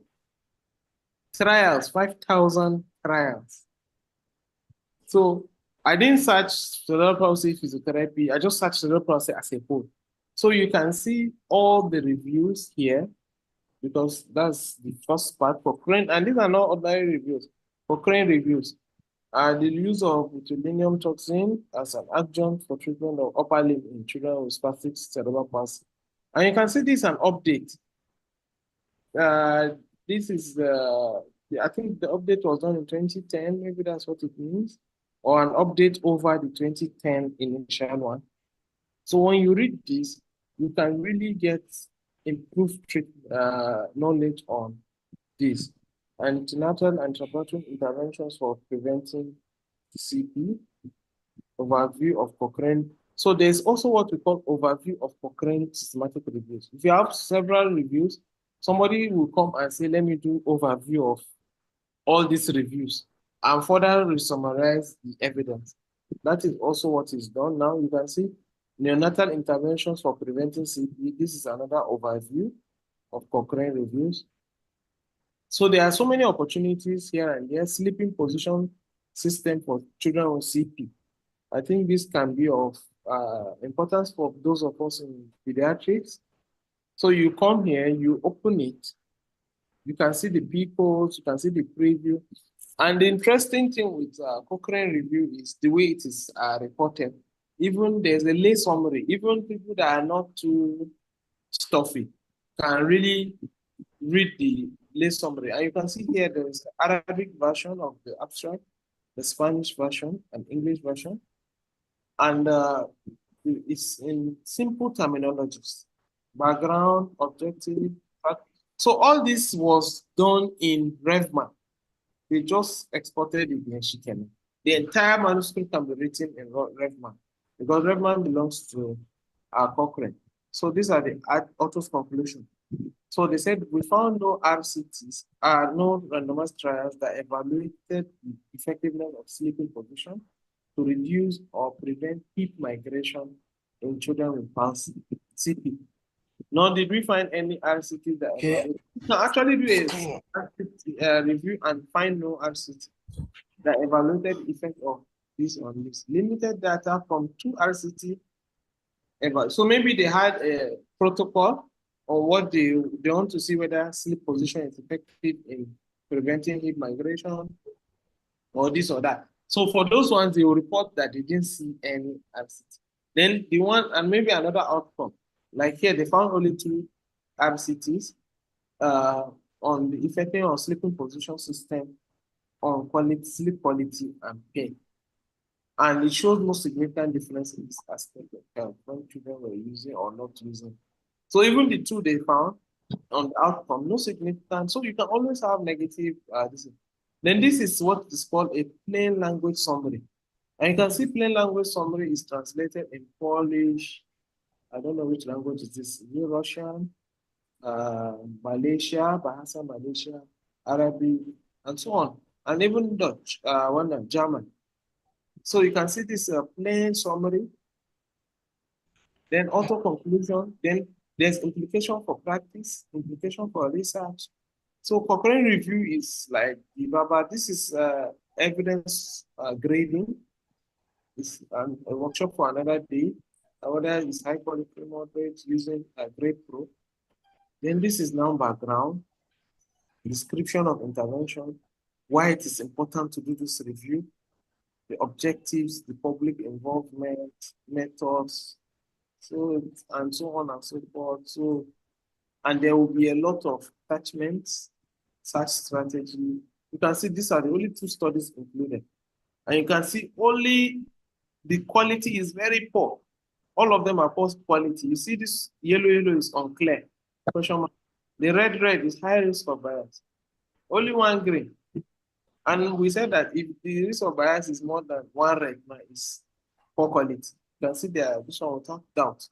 The 2 studies are of poor quality. So when they are making conclusion, they will say limited data or the data is not reliable, but this is what they found. And issue of blinding, incomplete, all is important. And these are the studies, I think, and so on. You can see a review of only 2 studies. How many pages? So I think we'll rest my case with this. It's already 2 minutes or to 4 o'clock. Thank you very much, Hafiz. Thank you for Dr. Samani for inviting me. Thank you, sir.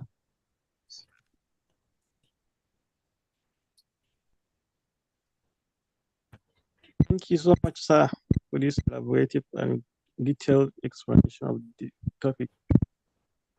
You're welcome.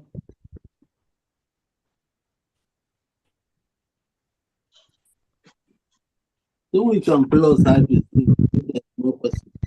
So in the absence of question or comment, we can call it a day. Thank you. We appreciate you all, guys. You did very well. Thank you very much indeed.